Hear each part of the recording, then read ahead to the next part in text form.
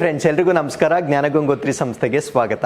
ಈ ಸೆಷನ್ ಅನ್ನ ಮಾಡ್ತಾ ಇರತಕ್ಕಂಥ ಉದ್ದೇಶ ಏನು ಅಂದ್ರೆ, ಈ PDO ಮತ್ತೆ VAO ಪರೀಕ್ಷೆಗಳಲ್ಲಿ ಹೊಸದಾಗಿ ಬಂದಿರತಕ್ಕಂಥ ಸಿಲೆಬಸ್ನ ಬಗ್ಗೆ ಹೆಚ್ಚಿನ ಮಾಹಿತಿಯನ್ನ ಕೊಡ್ತಕ್ಕಂಥ ಒಂದು ಸೆಷನ್ ಆಗಿರುತ್ತೆ. ಸೊ ಇತ್ತೀಚೆಗಷ್ಟೇ ಈ KEA ಅವರು ಕಂಡಕ್ಟ್ ಮಾಡಿರ್ತಕ್ಕಂಥ BMTC ಪರೀಕ್ಷೆ ಏನಿರುತ್ತೆ ಅದರಲ್ಲಿ 14 ಪ್ರಶ್ನೆಗಳನ್ನ ಈ ಒಂದು ನ್ಯೂ ಸಿಲೆಬಸ್ಗೆ ಸಂಬಂಧಪಟ್ಟಂತೆ ಕೊಟ್ಟಿರುವ ಕಾರಣದಿಂದ ಸೊ ಮುಂದೆ ಬರ್ತಕ್ಕಂಥ ಪರೀಕ್ಷೆಗಳಲ್ಲೂ ಕೂಡ ಸಿಗ್ನಿಫಿಕೆಂಟ್ ನಂಬರ್ ಆಫ್ ಕ್ವೆಶನ್ಸ್ ಅನ್ನ ಈ ಒಂದು ನ್ಯೂ ಸಿಲೆಬಸ್ ಕಾಂಪೊನೆಂಟ್ ಇಂದ ನಾವು ಎಕ್ಸ್ಪೆಕ್ಟ್ ಮಾಡಬಹುದಾಗಿರುತ್ತೆ. ಸೊ ನೀವು ಈ ಒಂದು ಹ್ಯುಮ್ಯಾನಿಟೀಸ್, ಈ ಒಂದು ಹಿಸ್ಟ್ರಿ ಆಗಿರ್ಬೋದು, ಪಾಲಿಟಿ ಆಗಿರ್ಬೋದು, ಜಿಯೋಗ್ರಫಿ ಆಗಿರ್ಬೋದು, ಸೈನ್ಸ್ ಆಗಿರ್ಬೋದು, ಈ ಎಲ್ಲಾ ಸಬ್ಜೆಕ್ಟ್ಸ್ ಗಳನ್ನ ತುಂಬಾ ಶ್ರದ್ಧೆಯಿಂದ ಓದ್ತಾ ಇರ್ತೀರಾ. ಸೊ ಈ ಎಲ್ಲಾ ಸಬ್ಜೆಕ್ಟ್ಸ್ ಗಳಿಗೂ ನ್ಯೂ ಸಿಲೆಬಸ್ಗೂ ಇರ್ತಕ್ಕಂಥ ವ್ಯತ್ಯಾಸ ಏನು ಅಂದ್ರೆ, ನಾನು ಮೆನ್ಷನ್ ಮಾಡಿರ್ತಕ್ಕಂಥ ಈ ಒಂದು ಹ್ಯುಮ್ಯಾನಿಟಿ ಸಬ್ಜೆಕ್ಟ್ಸ್ ಏನಿರ್ತವೆ ಅವು ಬಲ್ಕಿ ಆಗಿರುತ್ತೆ. ಫಾರ್ ಎಕ್ಸಾಂಪಲ್, ನಾನು ಇತಿಹಾಸವನ್ನ ಒಂದನ್ನ ಎಕ್ಸಾಂಪಲ್ ಆಗಿ ತೆಗೆದುಕೊಂಡಾಗ ಅದರಲ್ಲಿ ಏನ್ಷಿಯಂಟ್ ಓದಬೇಕು, ಮೆಡಿವಲ್ ಓದಬೇಕು, ಮಾಡರ್ನ್ ಓದಬೇಕು, ಮತ್ತೆ ಕರ್ನಾಟಕ ಇತಿಹಾಸವನ್ನ ನಾವು ಓದಬೇಕಾಗಿರುತ್ತೆ. ಇಷ್ಟೆಲ್ಲಾ ಸಿಲೆಬಸ್ ಅನ್ನ ನಾವು ಒಟ್ಟಿಗೆ ಓದೋದಾದ್ರೆ ನ್ಯೂ ಸಿಲೆಬಸ್ ಅಷ್ಟು ವಾಲ್ಯೂಮ್ ಅಷ್ಟೇ ಮಾತ್ರ ಇರುತ್ತೆ. ಸೊ ಅದರ ಅರ್ಥ ಏನು ಅಂದ್ರೆ, ನ್ಯೂ ಸಿಲೆಬಸ್ ವಾಲ್ಯೂಮ್ ಕಡಿಮೆ ಇರುತ್ತೆ, ಅದರಿಂದ ಬರ್ತಕ್ಕಂಥ ಪ್ರಶ್ನೆಗಳು ಹೆಚ್ಚಾಗಿರುವ ಕಾರಣದಿಂದ ಸೊ ಈ ಒಂದು ನ್ಯೂ ಸಿಲೆಬಸ್ ಅನ್ನ ಯಾವುದೇ ಕಾರಣಕ್ಕೂ ಕಡೆಗಣಿಸಬೇಡಿ. ಸೊ ಈ ನಿಟ್ಟಿನಲ್ಲಿ ಜ್ಞಾನಗಂಗೋತ್ರಿ ಸಂಸ್ಥೆ ವತಿಯಿಂದ ಈ ಹೊಸ ಸಿಲೆಬಸ್ಗೆ ಸಂಬಂಧಪಟ್ಟಂತೆ ಹೊಸ ಬ್ಯಾಚ್ ಅನ್ನ ಈ ತಿಂಗಳು 5ನೇ ತಾರೀಕಿನಿಂದ ಲಾಂಚ್ ಮಾಡ್ತಾ ಇದ್ದೇವೆ. ಸೊ ಈ ಒಂದು ತರಗತಿಗಳ ವಿಶೇಷತೆಗಳೇನು ಅಂದ್ರೆ, ಸೊ ತರಗತಿಗಳನ್ನ ನೀವು ಆನ್ಲೈನ್ ಅಥವಾ ಆಫ್ಲೈನ್ ಮುಖೇನ ಪಡೆಯಬಹುದಾಗಿರುತ್ತೆ. ಸೊ ತರಗತಿಗಳಿಗೆ ಸಂಬಂಧಪಟ್ಟಂತೆ ಸಂಪೂರ್ಣವಾಗಿರ್ತಕ್ಕಂಥ ಸ್ಟಡಿ ಮೆಟೀರಿಯಲ್ ಅನ್ನ ನಾವು ಕೊಡ್ತೇವೆ. ಕಾರಣ ಏನು ಅಂದ್ರೆ, ಸೊ ಯಾವಾಗ ಯಾವುದೇ ಒಂದು ಹೊಸ ಸಿಲೆಬಸ್ ಬರುತ್ತೆ ಅದಕ್ಕೆ ಸ್ಟಡಿ ಮೆಟೀರಿಯಲ್ ಸುಲಭವಾಗಿ ಸಿಕ್ಕೋದಿಲ್ಲ. ಬಟ್ ಜ್ಞಾನಗಂಗೋತ್ರಿ ಸಂಸ್ಥೆಯಿಂದ ಈ ಪರೀಕ್ಷೆಗೆ ಎಷ್ಟು ಬೇಕೋ ಅಷ್ಟು ಸ್ಟಡಿ ಮೆಟೀರಿಯಲ್ ಅನ್ನ ಕನ್ನಡ ಮತ್ತು ಇಂಗ್ಲಿಷ್ ಎರಡೂ ಭಾಷೆಗಳಲ್ಲಿ ಮಾಡಿರುವ ಕಾರಣದಿಂದ ತರಗತಿಗಳ ಜೊತೆಗೆ ನಿಮಗೆ ನೋಟ್ಸ್ ಅನ್ನ ಕೂಡ ಪ್ರೊವೈಡ್ ಮಾಡಲಾಗುತ್ತೆ. ಸೊ ಇದರ ಜೊತೆಗೆ ಒಂದು ಸರಿ ನೀವು ಕೋರ್ಸ್ ಅನ್ನ ಕಂಪ್ಲೀಟ್ ಮಾಡಿದ ನಂತರ ಸೊ ಈ ಹೊಸ ಸಿಲೆಬಸ್ಗೆ ಸಂಬಂಧಪಟ್ಟಂತೆ 8 ಅಣುಕು ಪರೀಕ್ಷೆಗಳನ್ನ ಕೂಡ ನೀಡಲಾಗುತ್ತೆ. ಸೊ ಈ ಎಲ್ಲಾ ತರಬೇತಿಗೆ ಟೋಟಲ್ ಕಾಸ್ಟ್ ಎಷ್ಟಾಗುತ್ತೆ ಅಂದ್ರೆ 2999 ರೂಪೀಸ್ ವೆಚ್ಚದಲ್ಲಿ ಕ್ಲಾಸಸ್, ಸ್ಟಡಿ ಮೆಟೀರಿಯಲ್ ಮತ್ತೆ ಅಣುಕು ಪರೀಕ್ಷೆಗಳನ್ನ ನೀವು ಒಟ್ಟಾಗಿ ಪಡೆಯಬಹುದಾಗಿರುತ್ತೆ. ಹಾಗಿದ್ರೆ ಈ ಒಂದು ಸಿಲೆಬಸ್ ಅಲ್ಲಿ ಬರ್ತಕ್ಕಂಥ ಕಾಂಪೊನೆಂಟ್ಸ್ ಯಾವ್ದು ಅಂತ ನಾವು ಚೆಕ್ ಮಾಡೋದಾದ್ರೆ, ಸೊ ಮೊದಲನೇದಾಗಿ ಗ್ರಾಮೀಣ ಅಭಿವೃದ್ಧಿ ಮತ್ತು ಪಂಚಾಯತ್ ರಾಜ್. ಸೊ ಡೆಫಿನೆಟ್ಲಿ ನಿಮಗೆ ಗೊತ್ತಿರುತ್ತೆ, PDO ಪರೀಕ್ಷೆಯಲ್ಲಿ ಹಿಂದೆ ನಡೆದಿರ್ತಕ್ಕಂಥ ಪರೀಕ್ಷೆಗಳಲ್ಲಿ RDPR ಈ ಒಂದು ಪತ್ರಿಕೆಯನ್ನ ಸ್ಪೆಷಲ್ ಅಥವಾ ಒಂದು ಸಪರೇಟ್ ಪತ್ರಿಕೆಯಾಗಿ ಕೊಡ್ತಾ ಇದ್ರು. ಬಟ್ ಈ ಬಾರಿ ಸಿಲೆಬಸ್ ಅನ್ನ ಚೇಂಜ್ ಮಾಡುವ ಮುಖಾಂತರ RDPR ಅನ್ನ ನಿಮ್ಮ ಜನರಲ್ ಸ್ಟಡೀಸ್ ಪೇಪರ್ ಅಲ್ಲೇ ಇಟ್ಟಿರ್ತಾರೆ. ಸೊ RDPR ಅಂತಕ್ಕಂಥದ್ದು ಈ ಪಂಚಾಯತ್ ಡೆವಲಪ್ಮೆಂಟ್ ಆಫೀಸರ್ಗೆ ತುಂಬಾ ಇಂಪಾರ್ಟೆಂಟ್ ಆಗಿರ್ತಕ್ಕಂಥ ಒಂದು ಸಬ್ಜೆಕ್ಟ್ ಆಗಿರುವ ಕಾರಣದಿಂದ ಸೊ ಈ ಸೆಕ್ಷನ್ ಇಂದ ನಾವು ಸರಿಸುಮಾರು ಪ್ರಶ್ನೆಗಳನ್ನ ನಾವು ಪರೀಕ್ಷೆಯಲ್ಲಿ ಎಕ್ಸ್ಪೆಕ್ಟ್ ಮಾಡಬಹುದಾಗಿರುತ್ತೆ. ಸೊ ಅದಾದ್ಮೇಲೆ ಕರ್ನಾಟಕದ ಪರಿಸರಕ್ಕೆ ಸಂಬಂಧಿಸಿದ ಸಮಸ್ಯೆಗಳು ಅಂತ ಹೇಳ್ತೇವೆ, ಅಂದ್ರೆ ಕರ್ನಾಟಕದಲ್ಲಿರ್ತಕ್ಕಂಥ ಎನ್ವೈರನ್ಮೆಂಟಲ್ ರಿಲೇಟೆಡ್ ಇಶ್ಯೂಸ್ ಅಂತ ಹೇಳ್ತೇವೆ. ಸೊ ಇದಕ್ಕೆ ಸಂಬಂಧಪಟ್ಟಂತೆ ನಾವು ಸಂಪೂರ್ಣವಾಗಿ ಓದಬೇಕಾಗಿರುತ್ತೆ. ಸೊ ಇವೆಲ್ಲ ಒಂದು ಸ್ಟ್ರಾಟಜಿ ಅಥವಾ ಒಂದು ಸಿಗ್ನಿಫಿಕೆನ್ಸ್ ಏನು ಅಂದ್ರೆ, ಸಿಲೆಬಸ್ ಕಡಿಮೆ ಇರುತ್ತೆ ಮತ್ತೆ ಹೆಚ್ಚಿನ ಪ್ರಶ್ನೆಗಳನ್ನ ನಾವು ಎಕ್ಸ್ಪೆಕ್ಟ್ ಮಾಡಬಹುದಾಗಿರ್ತಕ್ಕಂಥ ಏರಿಯಾಗಳಾಗಿರ್ತವೆ. ಸೊ ಅದಾದ್ಮೇಲೆ ಕರ್ನಾಟಕದಲ್ಲಿ ಪರಿಣಾಮಕಾರಿ ಆಡಳಿತಕ್ಕೆ ವಿಜ್ಞಾನ ಮತ್ತು ತಂತ್ರಜ್ಞಾನದ ಪಾತ್ರ ಅಂತ ಕರಿತೇವೆ. ಅಂದ್ರೆ role of science and technology in effective governance in Karnataka. ಅಂದ್ರೆ ಕರ್ನಾಟಕದಲ್ಲಿ ಸುಲಭವಾಗಿ ಆಡಳಿತ ಮಾಡಲಿಕ್ಕೆ ಕೆಲವೊಂದು ಅಪ್ಲಿಕೇಶನ್ಸ್ ಅನ್ನ ಲಾಂಚ್ ಮಾಡಿದ್ದಾರೆ, ಕೆಲವೊಂದು ವೆಬ್ಸೈಟ್ ಗಳನ್ನ ಲಾಂಚ್ ಮಾಡಿದ್ದಾರೆ. ಸೊ ಅಪ್ಲಿಕೇಶನ್ಸ್ ಯಾವುದು ಅಂತ ಕೇಳಬಹುದಾಗಿರುತ್ತೆ, ಮತ್ತೆ ಅವುಗಳ ಉದ್ದೇಶ ಅಥವಾ ಆಬ್ಜೆಕ್ಟಿವ್ಸ್ ಗಳನ್ನ ಸೊ ಈ ಒಂದು ಸೆಕ್ಷನ್ ಅಲ್ಲಿ ಕೇಳಬಹುದಾಗಿರುತ್ತೆ. ಸೊ ಇದಕ್ಕೆ ಮೆಟೀರಿಯಲ್ ಹುಡುಕೋದು ಬಹಳ ಕಷ್ಟವಾಗಿರುತ್ತೆ. ಸೊ ಆ ಕಷ್ಟದ ಕೆಲಸವನ್ನ ನಾವು ಆಲ್ರೆಡಿ ಕಂಪ್ಲೀಟ್ ಮಾಡಿರ್ತೇವೆ. ಸೊ ಟೈಲರ್ ಮೇಡ್ ಮೆಟೀರಿಯಲ್ ಎಷ್ಟು ಬೇಕೋ ಅಷ್ಟು ಸಂಪೂರ್ಣ ಮೆಟೀರಿಯಲ್ ಅನ್ನ ಸೊ ಈ ಒಂದು ಸೆಕ್ಷನ್ಗೆ ಸಂಬಂಧಪಟ್ಟಂತೆ ನೀವು ಪಡೆಯಬಹುದಾಗಿರುತ್ತೆ. ಸೊ ಅದಾದ್ಮೇಲೆ ಸಹಕಾರ ಸಂಘಗಳು ಅಥವಾ ಕೋಆಪರೇಟಿವ್ ಸೊಸೈಟೀಸ್ ಅಂತ ಹೇಳ್ತೇವೆ. ಸೊ ಇದಕ್ಕೆ ಸಂಬಂಧಪಟ್ಟಂತೆ ನಾವು ಅಧ್ಯಯನ ಮಾಡಬೇಕಾಗಿರುತ್ತೆ. ಇತ್ತೀಚೆಗೆ ಒಂದು ಹೆಚ್ಚಾಗಿ ಟ್ರೆಂಡಿಂಗ್ ಆಗಿರ್ತಕ್ಕಂಥ ಒಂದು ಸಬ್ಜೆಕ್ಟ್ ಯಾವುದು ಅಂದ್ರೆ ಭಾರತೀಯ ಸಮಾಜಶಾಸ್ತ್ರ ಅಥವಾ ಸೋಷಿಯಾಲಜಿ ಅಂತ ನಾವೇನು ಹೇಳ್ತೇವೆ. ಸೊ ಇದಕ್ಕೆ ಸಂಬಂಧಪಟ್ಟಂತೆ ಪ್ರಶ್ನೆಗಳನ್ನ ಸ್ವಲ್ಪ ಹೆಚ್ಚಾಗಿ ನೀಡ್ತಾ ಇರ್ತಕ್ಕಂಥದ್ದನ್ನ ನಾವು ನೋಡಬಹುದಾಗಿರುತ್ತೆ. ಬಟ್ ಸೋಷಿಯಾಲಜಿ ಅಂತಕ್ಕಂಥದ್ದು ತುಂಬಾ ವಿಸ್ತೃತವಾಗಿರ್ತಕ್ಕಂಥ ಒಂದು ಸಬ್ಜೆಕ್ಟ್ ಆಗಿರುತ್ತೆ. ಸೊ ನಿಮಗೆ ಡೆಫಿನೆಟ್ಲಿ ಗೊತ್ತಿರುತ್ತೆ, KS ಮೇನ್ಸ್ ಅಲ್ಲೂ ನಾವು ಈ ಒಂದು ಸೋಷಿಯಾಲಜಿ ಸಬ್ಜೆಕ್ಟ್ ಅನ್ನ ಓದಬೇಕಾಗಿರುತ್ತೆ. ಬಟ್ ನಮ್ಮ ಪರೀಕ್ಷೆಗೆ PDO ಮತ್ತೆ VAO ಪರೀಕ್ಷೆ ಏನಿರುತ್ತೆ ಸೊ ಈ ಪರೀಕ್ಷೆಗಳಿಗೆ ಅಷ್ಟು ವಿಸ್ತೃತವಾಗಿ ಓದತಕ್ಕಂಥ ಅವಶ್ಯಕತೆ ಇಲ್ಲ. ಸೊ ಏನ್ ಫ್ಯಾಕ್ಚುಯಲ್ ಇನ್ಫಾರ್ಮೇಶನ್ ನಿಮಗೆ ಬೇಕಾಗಿದೆ ಸೊ ಅಷ್ಟು ಮೆಟೀರಿಯಲ್ ಮತ್ತೆ ಅಷ್ಟು ತರಗತಿಗಳನ್ನ ನಾವು ಮಾಡ್ಕೊಡ್ತೇವೆ. ಸೊ ಅದಾದ್ಮೇಲೆ ಭೂ ಸುಧಾರಣೆಗಳು ಅಥವಾ ಲ್ಯಾಂಡ್ ರಿಫಾರ್ಮ್ಸ್ ಅಂತ ಹೇಳ್ತೇವೆ. ಸೊ ಇದಕ್ಕೆ ಸಂಬಂಧಪಟ್ಟಂತೆ ಸಂಪೂರ್ಣವಾಗಿ ನಾವು ಅಧ್ಯಯನ ಮಾಡಬೇಕಾಗಿರುತ್ತೆ. ಈ 6 ಸಬ್ಜೆಕ್ಟ್ಸ್ ಗಳನ್ನ ಸೊ ಈ ಒಂದು ಹೊಸ ಸಿಲೆಬಸ್ ನಲ್ಲಿ ಬೋತ್ PDO ಮತ್ತು VAO ಪರೀಕ್ಷೆಗಳಿಗೆ ನಾವು ಅಧ್ಯಯನ ಮಾಡಿದ್ರೆ ಸರಿಸುಮಾರು 15ರಿಂದ 20 ಪ್ರಶ್ನೆಗಳನ್ನು ಇಷ್ಟು ಸೆಕ್ಷನ್ಸ್ ಇಂದ ನಾವು ಎಕ್ಸ್ಪೆಕ್ಟ್ ಮಾಡಬಹುದಾಗಿರುತ್ತೆ. ಹಾಗಿದ್ರೆ ಸೊ ಪ್ರತಿಯೊಂದು ಸೆಕ್ಷನ್ ಅಲ್ಲಿ ಯಾವ ಯಾವ ಕಾಂಪೊನೆಂಟ್ಸ್ ಅನ್ನ ನಾವು ಓದಬೇಕು ಎಲ್ಲವನ್ನ ನಾನು ಸಂಪೂರ್ಣವಾಗಿ ಇಲ್ಲಿ ಹೇಳ್ತೇನೆ. ಸೊ ಈ ಒಂದು ಅಧ್ಯಯನದಲ್ಲಿ ಅಥವಾ ಈ ಒಂದು ಸೆಷನ್ ಅಲ್ಲಿ ಈ ಹೆಡ್ಡಿಂಗ್ಸ್ಗೆ ಸಂಬಂಧಪಟ್ಟಂತೆ ನಾನು ಸಂಪೂರ್ಣ ಮಾಹಿತಿಯನ್ನು ನೀಡೋದಿಲ್ಲ. ಸಂಪೂರ್ಣ ಮಾಹಿತಿಯನ್ನ ನೀವು ತರಗತಿಗಳಲ್ಲಿ ಪಡೆಯಬಹುದಾಗಿರುತ್ತೆ. ಬಟ್ ಯಾವ ಯಾವ ಹೆಡ್ಡಿಂಗ್ಸ್ ಅನ್ನ ಈ ತರಗತಿಯಲ್ಲಿ ನಾವು ಎಕ್ಸ್ಪ್ಲೇನ್ ಮಾಡ್ತೇವೆ ಅಂತಕ್ಕಂಥ ಮಾಹಿತಿಯನ್ನ ಸಂಪೂರ್ಣವಾಗಿ ಈ ಒಂದು ವಿಡಿಯೋದಲ್ಲಿ ನಾವು ತಿಳಿಸ್ಕೊಡ್ತೇವೆ. ಹಾಗಿದ್ರೆ ಇದರಲ್ಲಿ ನಾನು ತೆಗೆದುಕೊಂಡಿರ್ತಕ್ಕಂಥ ಮೊದಲನೇ ಕಾಂಪೊನೆಂಟ್ ಯಾವುದು ಅಂದ್ರೆ ಸೊ ನಮ್ಮ ಎಫೆಕ್ಟಿವ್ ಗವರ್ನೆನ್ಸ್ಗೆ ಅಂದ್ರೆ ಕರ್ನಾಟಕದಲ್ಲಿ ಒಂದು ಯಶಸ್ವಿಯಾಗಿ ಆಡಳಿತವನ್ನ ಮಾಡಲಿಕ್ಕೆ ಯಾವ ರೀತಿಯ ಸೈನ್ಸ್ ಮತ್ತೆ ಟೆಕ್ನಾಲಜಿ ವಿಜ್ಞಾನ ಮತ್ತು ತಂತ್ರಜ್ಞಾನವನ್ನ ಬಳಕೆ ಮಾಡ್ಕೊಳ್ತಾ ಇದ್ದಾರೆ. ಸೊ ಅದರ ಬಗ್ಗೆ ಯಾವ ಕಾಂಪೊನೆಂಟ್ಸ್ ಅನ್ನ ನಾವು ಓದಬೇಕು ಅನ್ನೋದ್ರ ಬಗ್ಗೆ ನಾನು ಕಂಪ್ಲೀಟ್ ಆಗಿ ಇಲ್ಲಿ ಡಿಸ್ಕಸ್ ಮಾಡ್ತಾ ಬರ್ತೇನೆ.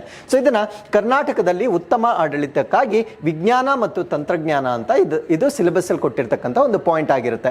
Science and technology for better governance in Karnataka ಅಂತ ಹೇಳ್ತೇವೆ. ಸೊ ಇದರಲ್ಲಿ ನಾವು ಓದಬೇಕಾಗಿರ್ತಕ್ಕಂಥದ್ದು ಈ ಆಡಳಿತ ಅಥವಾ ಈ ಅಡ್ಮಿನಿಸ್ಟ್ರೇಷನ್ ಅಂತ ಹೇಳ್ತೇವೆ. ಈ ಅಂದ್ರೇನೆ ಗೊತ್ತಾಯ್ತು. ಸೊ ಅದು ಸೈನ್ಸ್ ಅಂಡ್ ಟೆಕ್ನಾಲಜಿಗೆ ಸಂಬಂಧಪಟ್ಟಿರ್ತಕ್ಕಂಥ ವಿಷಯವಾಗಿರುತ್ತೆ. ಸೊ ಅದಾದ್ಮೇಲೆ ಕರ್ನಾಟಕ ರಾಜ್ಯ ದತ್ತಾಂಶ ಕೇಂದ್ರ ಅಥವಾ ಕರ್ನಾಟಕ ಸ್ಟೇಟ್ ಡೇಟಾ ಸೆಂಟರ್ ಅಂತ ಹೇಳ್ತೇವೆ. ಸೊ ಇದರಲ್ಲಿ ಬರ್ತಕ್ಕಂಥ ವಿಷಯಗಳು ಏನೇನೋ ಅನ್ನೋದನ್ನ ನಾವು ಅಧ್ಯಯನ ಮಾಡಬೇಕಾಗಿರುತ್ತೆ. As I told you before, ಇವೆಲ್ಲ ತುಂಬಾ ಎಲಾಬರೇಟಿವ್ ಟಾಪಿಕ್ಸ್ ಆಗಿರೋದಿಲ್ಲ. ಸೊ ವೆರಿ ಫೈನ್ಯೂಟ್ ಪಾಯಿಂಟ್ಸ್ ಅನ್ನ ನೀವು ಓದಬೇಕಾಗಿರುತ್ತೆ. ಸೊ ಆ ಪಾಯಿಂಟ್ಸ್ ಮೇಲೆ ನೇರವಾಗಿ ನಮಗೆ ಪ್ರಶ್ನೆಗಳನ್ನ ಎಕ್ಸಾಮ್ ಅಲ್ಲಿ ಕೇಳ್ತಕ್ಕಂಥದ್ದು. ಸೊ ಅದಾದ್ಮೇಲೆ ಭದ್ರತಾ ಕಾರ್ಯಾಚರಣಾ ಕೇಂದ್ರ ಅಥವಾ ಸೆಕ್ಯೂರಿಟಿ ಆಪರೇಷನ್ ಸೆಂಟರ್ ಅಂತ ಹೇಳ್ತೇವೆ. ಅದಾದ್ಮೇಲೆ ಆಧಾರ್ಗೆ ಸಂಬಂಧಪಟ್ಟಂತೆ ಕೆಲವೊಂದು ಮಾಹಿತಿಯನ್ನ ನಾವು ಕಲಿಬೇಕಾಗಿರುತ್ತೆ. ಅದಾದ್ಮೇಲೆ ಕರ್ನಾಟಕದ ರೆಸಿಡೆಂಟ್ ಡಾಟಾ ಹಬ್ ಅಂತ ಹೇಳ್ತೇವೆ. ಸೊ ಈ ಒಂದು ಕರ್ನಾಟಕದ ರೆಸಿಡೆಂಟ್ ಡಾಟಾ ಹಬ್ ನ ಒಳಗಡೆ ಬರ್ತಕ್ಕಂಥ ವಿಷಯಗಳ ಬಗ್ಗೆ ಸಂಪೂರ್ಣವಾಗಿ ನಾವಿಲ್ಲಿ ತಿಳಿಬೇಕಾಗಿರುತ್ತೆ. ಸೊ ಅದಾದ್ಮೇಲೆ ಈ ಸಂಗ್ರಹಣಾ ಕೋಶ ಅಥವಾ ಈ ಸ್ಟೋರೇಜ್ ಸೆಲ್ ಅಂತ ಹೇಳ್ತೇವೆ. ಅದಾದ್ಮೇಲೆ ಕರ್ನಾಟಕ ರಾಜ್ಯ ವೈಡ್ ಏರಿಯಾ ನೆಟ್ವರ್ಕ್ ಅಂತ ಬರುತ್ತೆ. ಅದಾದ್ಮೇಲೆ ಡಿಜಿ ಲಾಕರ್ ಬಗ್ಗೆ ನೀವು ಕೇಳಿರ್ತೀರಾ, ಇದ್ರ ಬಗ್ಗೆ ನಾವು ಓದಬೇಕಾಗಿರುತ್ತೆ. ಈ ಆಫೀಸ್ ಮತ್ತೆ ಈ ಕನ್ನಡ ಅಂತ ಬರುತ್ತೆ. ಸೊ ಇವೆರಡರ ಬಗ್ಗೆ ನಾವು ಸಂಪೂರ್ಣವಾಗಿ ಈ ಒಂದು ಸಬ್ಜೆಕ್ಟ್ ಅಲ್ಲಿ ಓದಬೇಕಾಗಿರುತ್ತೆ. ಸೊ ಅದರ ಜೊತೆಗೆ ರಾಜ್ಯ ವಿದ್ಯಾರ್ಥಿ ವೇತನ ತಂತ್ರಾಂಶ ಅಥವಾ ಸ್ಟೇಟ್ ಸ್ಕಾಲರ್ಶಿಪ್ ಪೋರ್ಟಲ್ ಅಂತ ಹೇಳ್ತೇವೆ. ಇದರ ಬಗ್ಗೆ ನಾವು ಓದಬೇಕಾಗಿರುತ್ತೆ. ಕುಟುಂಬ ಬಗ್ಗೆ ಓದಬೇಕಾಗಿರುತ್ತೆ. ಡೈರೆಕ್ಟ್ ಬೆನಿಫಿಟ್ ಟ್ರಾನ್ಸ್ಫರ್ DBT ಅಥವಾ ನೇರ ನಗದು ವರ್ಗಾವಣೆ ಅಂತ ಹೇಳ್ತೇವೆ. ಅಂದ್ರೆ ನಾವು ಬೆನಿಫಿಷಿಯರೀಸ್ ಅನೇಕ ಒಂದು ಸ್ಕೀಮ್ಸ್ ಏನ್ ಮಾಡಿರ್ತಾರೆ. ಸೊ ಆ ಒಂದು ಸ್ಕೀಮ್ಸ್ ಗಳಲ್ಲಿ ಯಾರು ಬೆನಿಫಿಷಿಯರಿ ಇರ್ತಾರೆ ಸೊ ಅವರಿಗೆ ನೇರವಾಗಿ ಆ ಒಂದು ಹಣವನ್ನ ತಲುಪಿಸ್ತಕ್ಕಂಥ ಒಂದು ಕಾರ್ಯಗಳನ್ನ ಮಾಡ್ತಾ ಇರ್ತಾರೆ. ಸೊ ಅದನ್ನ ನಾವು ನೇರ ನಗದು ವರ್ಗಾವಣೆ ಅಂತ ಕರಿತೇವೆ. ಸೊ ಇದರಿಂದ ಸಾಕಷ್ಟು ಕರಪ್ಷನ್ ಅನ್ನ ನಾವು ಪ್ರಿವೆಂಟ್ ಮಾಡಬಹುದಾಗಿರುತ್ತೆ. ಸೊ ಯಾವ ಯಾವ ಯೋಜನೆಗಳಲ್ಲಿ ಈ DBT ಅನ್ನ ನಾವು ನೋಡಬಹುದು ಎಲ್ಲವನ್ನ ನಾವು ಕಲಿಬೇಕಾಗಿರುತ್ತೆ. ಅದಾದ್ಮೇಲೆ ಕರ್ನಾಟಕ ಮುಕ್ತ ದತ್ತಾಂಶ ಉಪಕ್ರಮ ಅಥವಾ ಕರ್ನಾಟಕ ಓಪನ್ ಡೇಟಾ ಇನಿಷಿಯೇಟಿವ್ ಅಂತ ಕರಿತೇವೆ. ಇದ್ರ ಬಗ್ಗೆ ನಾನು ಓದಬೇಕು. ಅದಾದ್ಮೇಲೆ ನನ್ನ ಸರ್ಕಾರ ಅಥವಾ ಗವರ್ನಮೆಂಟ್ ಅಂತ ಹೇಳ್ತೇವೆ. RTI ಆನ್ಲೈನ್ ಬಗ್ಗೆ ನಾವು ಓದಬೇಕಾಗಿರುತ್ತೆ. ಕ್ರಾಪ್ ಸರ್ವೆ ಸ್ಕೀಮ್ ಅಥವಾ ಬೆಳೆ ಸಮೀಕ್ಷೆ ಯೋಜನೆ ಬಗ್ಗೆ ನಾವಿಲ್ಲಿ ಓದಬೇಕಾಗಿರುತ್ತೆ. ಕರ್ನಾಟಕ ಜಾಲತಾಣ ವಿಭಾಗ ಅಥವಾ ಕರ್ನಾಟಕ ವೆಬ್ಸೈಟ್ ಪೋರ್ಟಲ್ ಅಂತ ಬರುತ್ತೆ. ಕರ್ನಾಟಕ ಸರ್ಕಾರದ ಸಚಿವಾಲಯದ ಲ್ಯಾನ್ ಅಥವಾ government of Karnataka secretariat LAN ಅಂತ ಬರುತ್ತೆ. ಸೊ ಅದಾದ್ಮೇಲೆ ಮಾಹಿತಿ ಕಣಜ ಅಂತ ಬರುತ್ತೆ. ಸೊ ಇಷ್ಟು ಮಾಹಿತಿಯನ್ನ ನಾವು ಸೈನ್ಸ್ ಅಂಡ್ ಟೆಕ್ನಾಲಜಿ ಒಳಗಡೆ ಓದಬೇಕಾಗಿರುತ್ತೆ.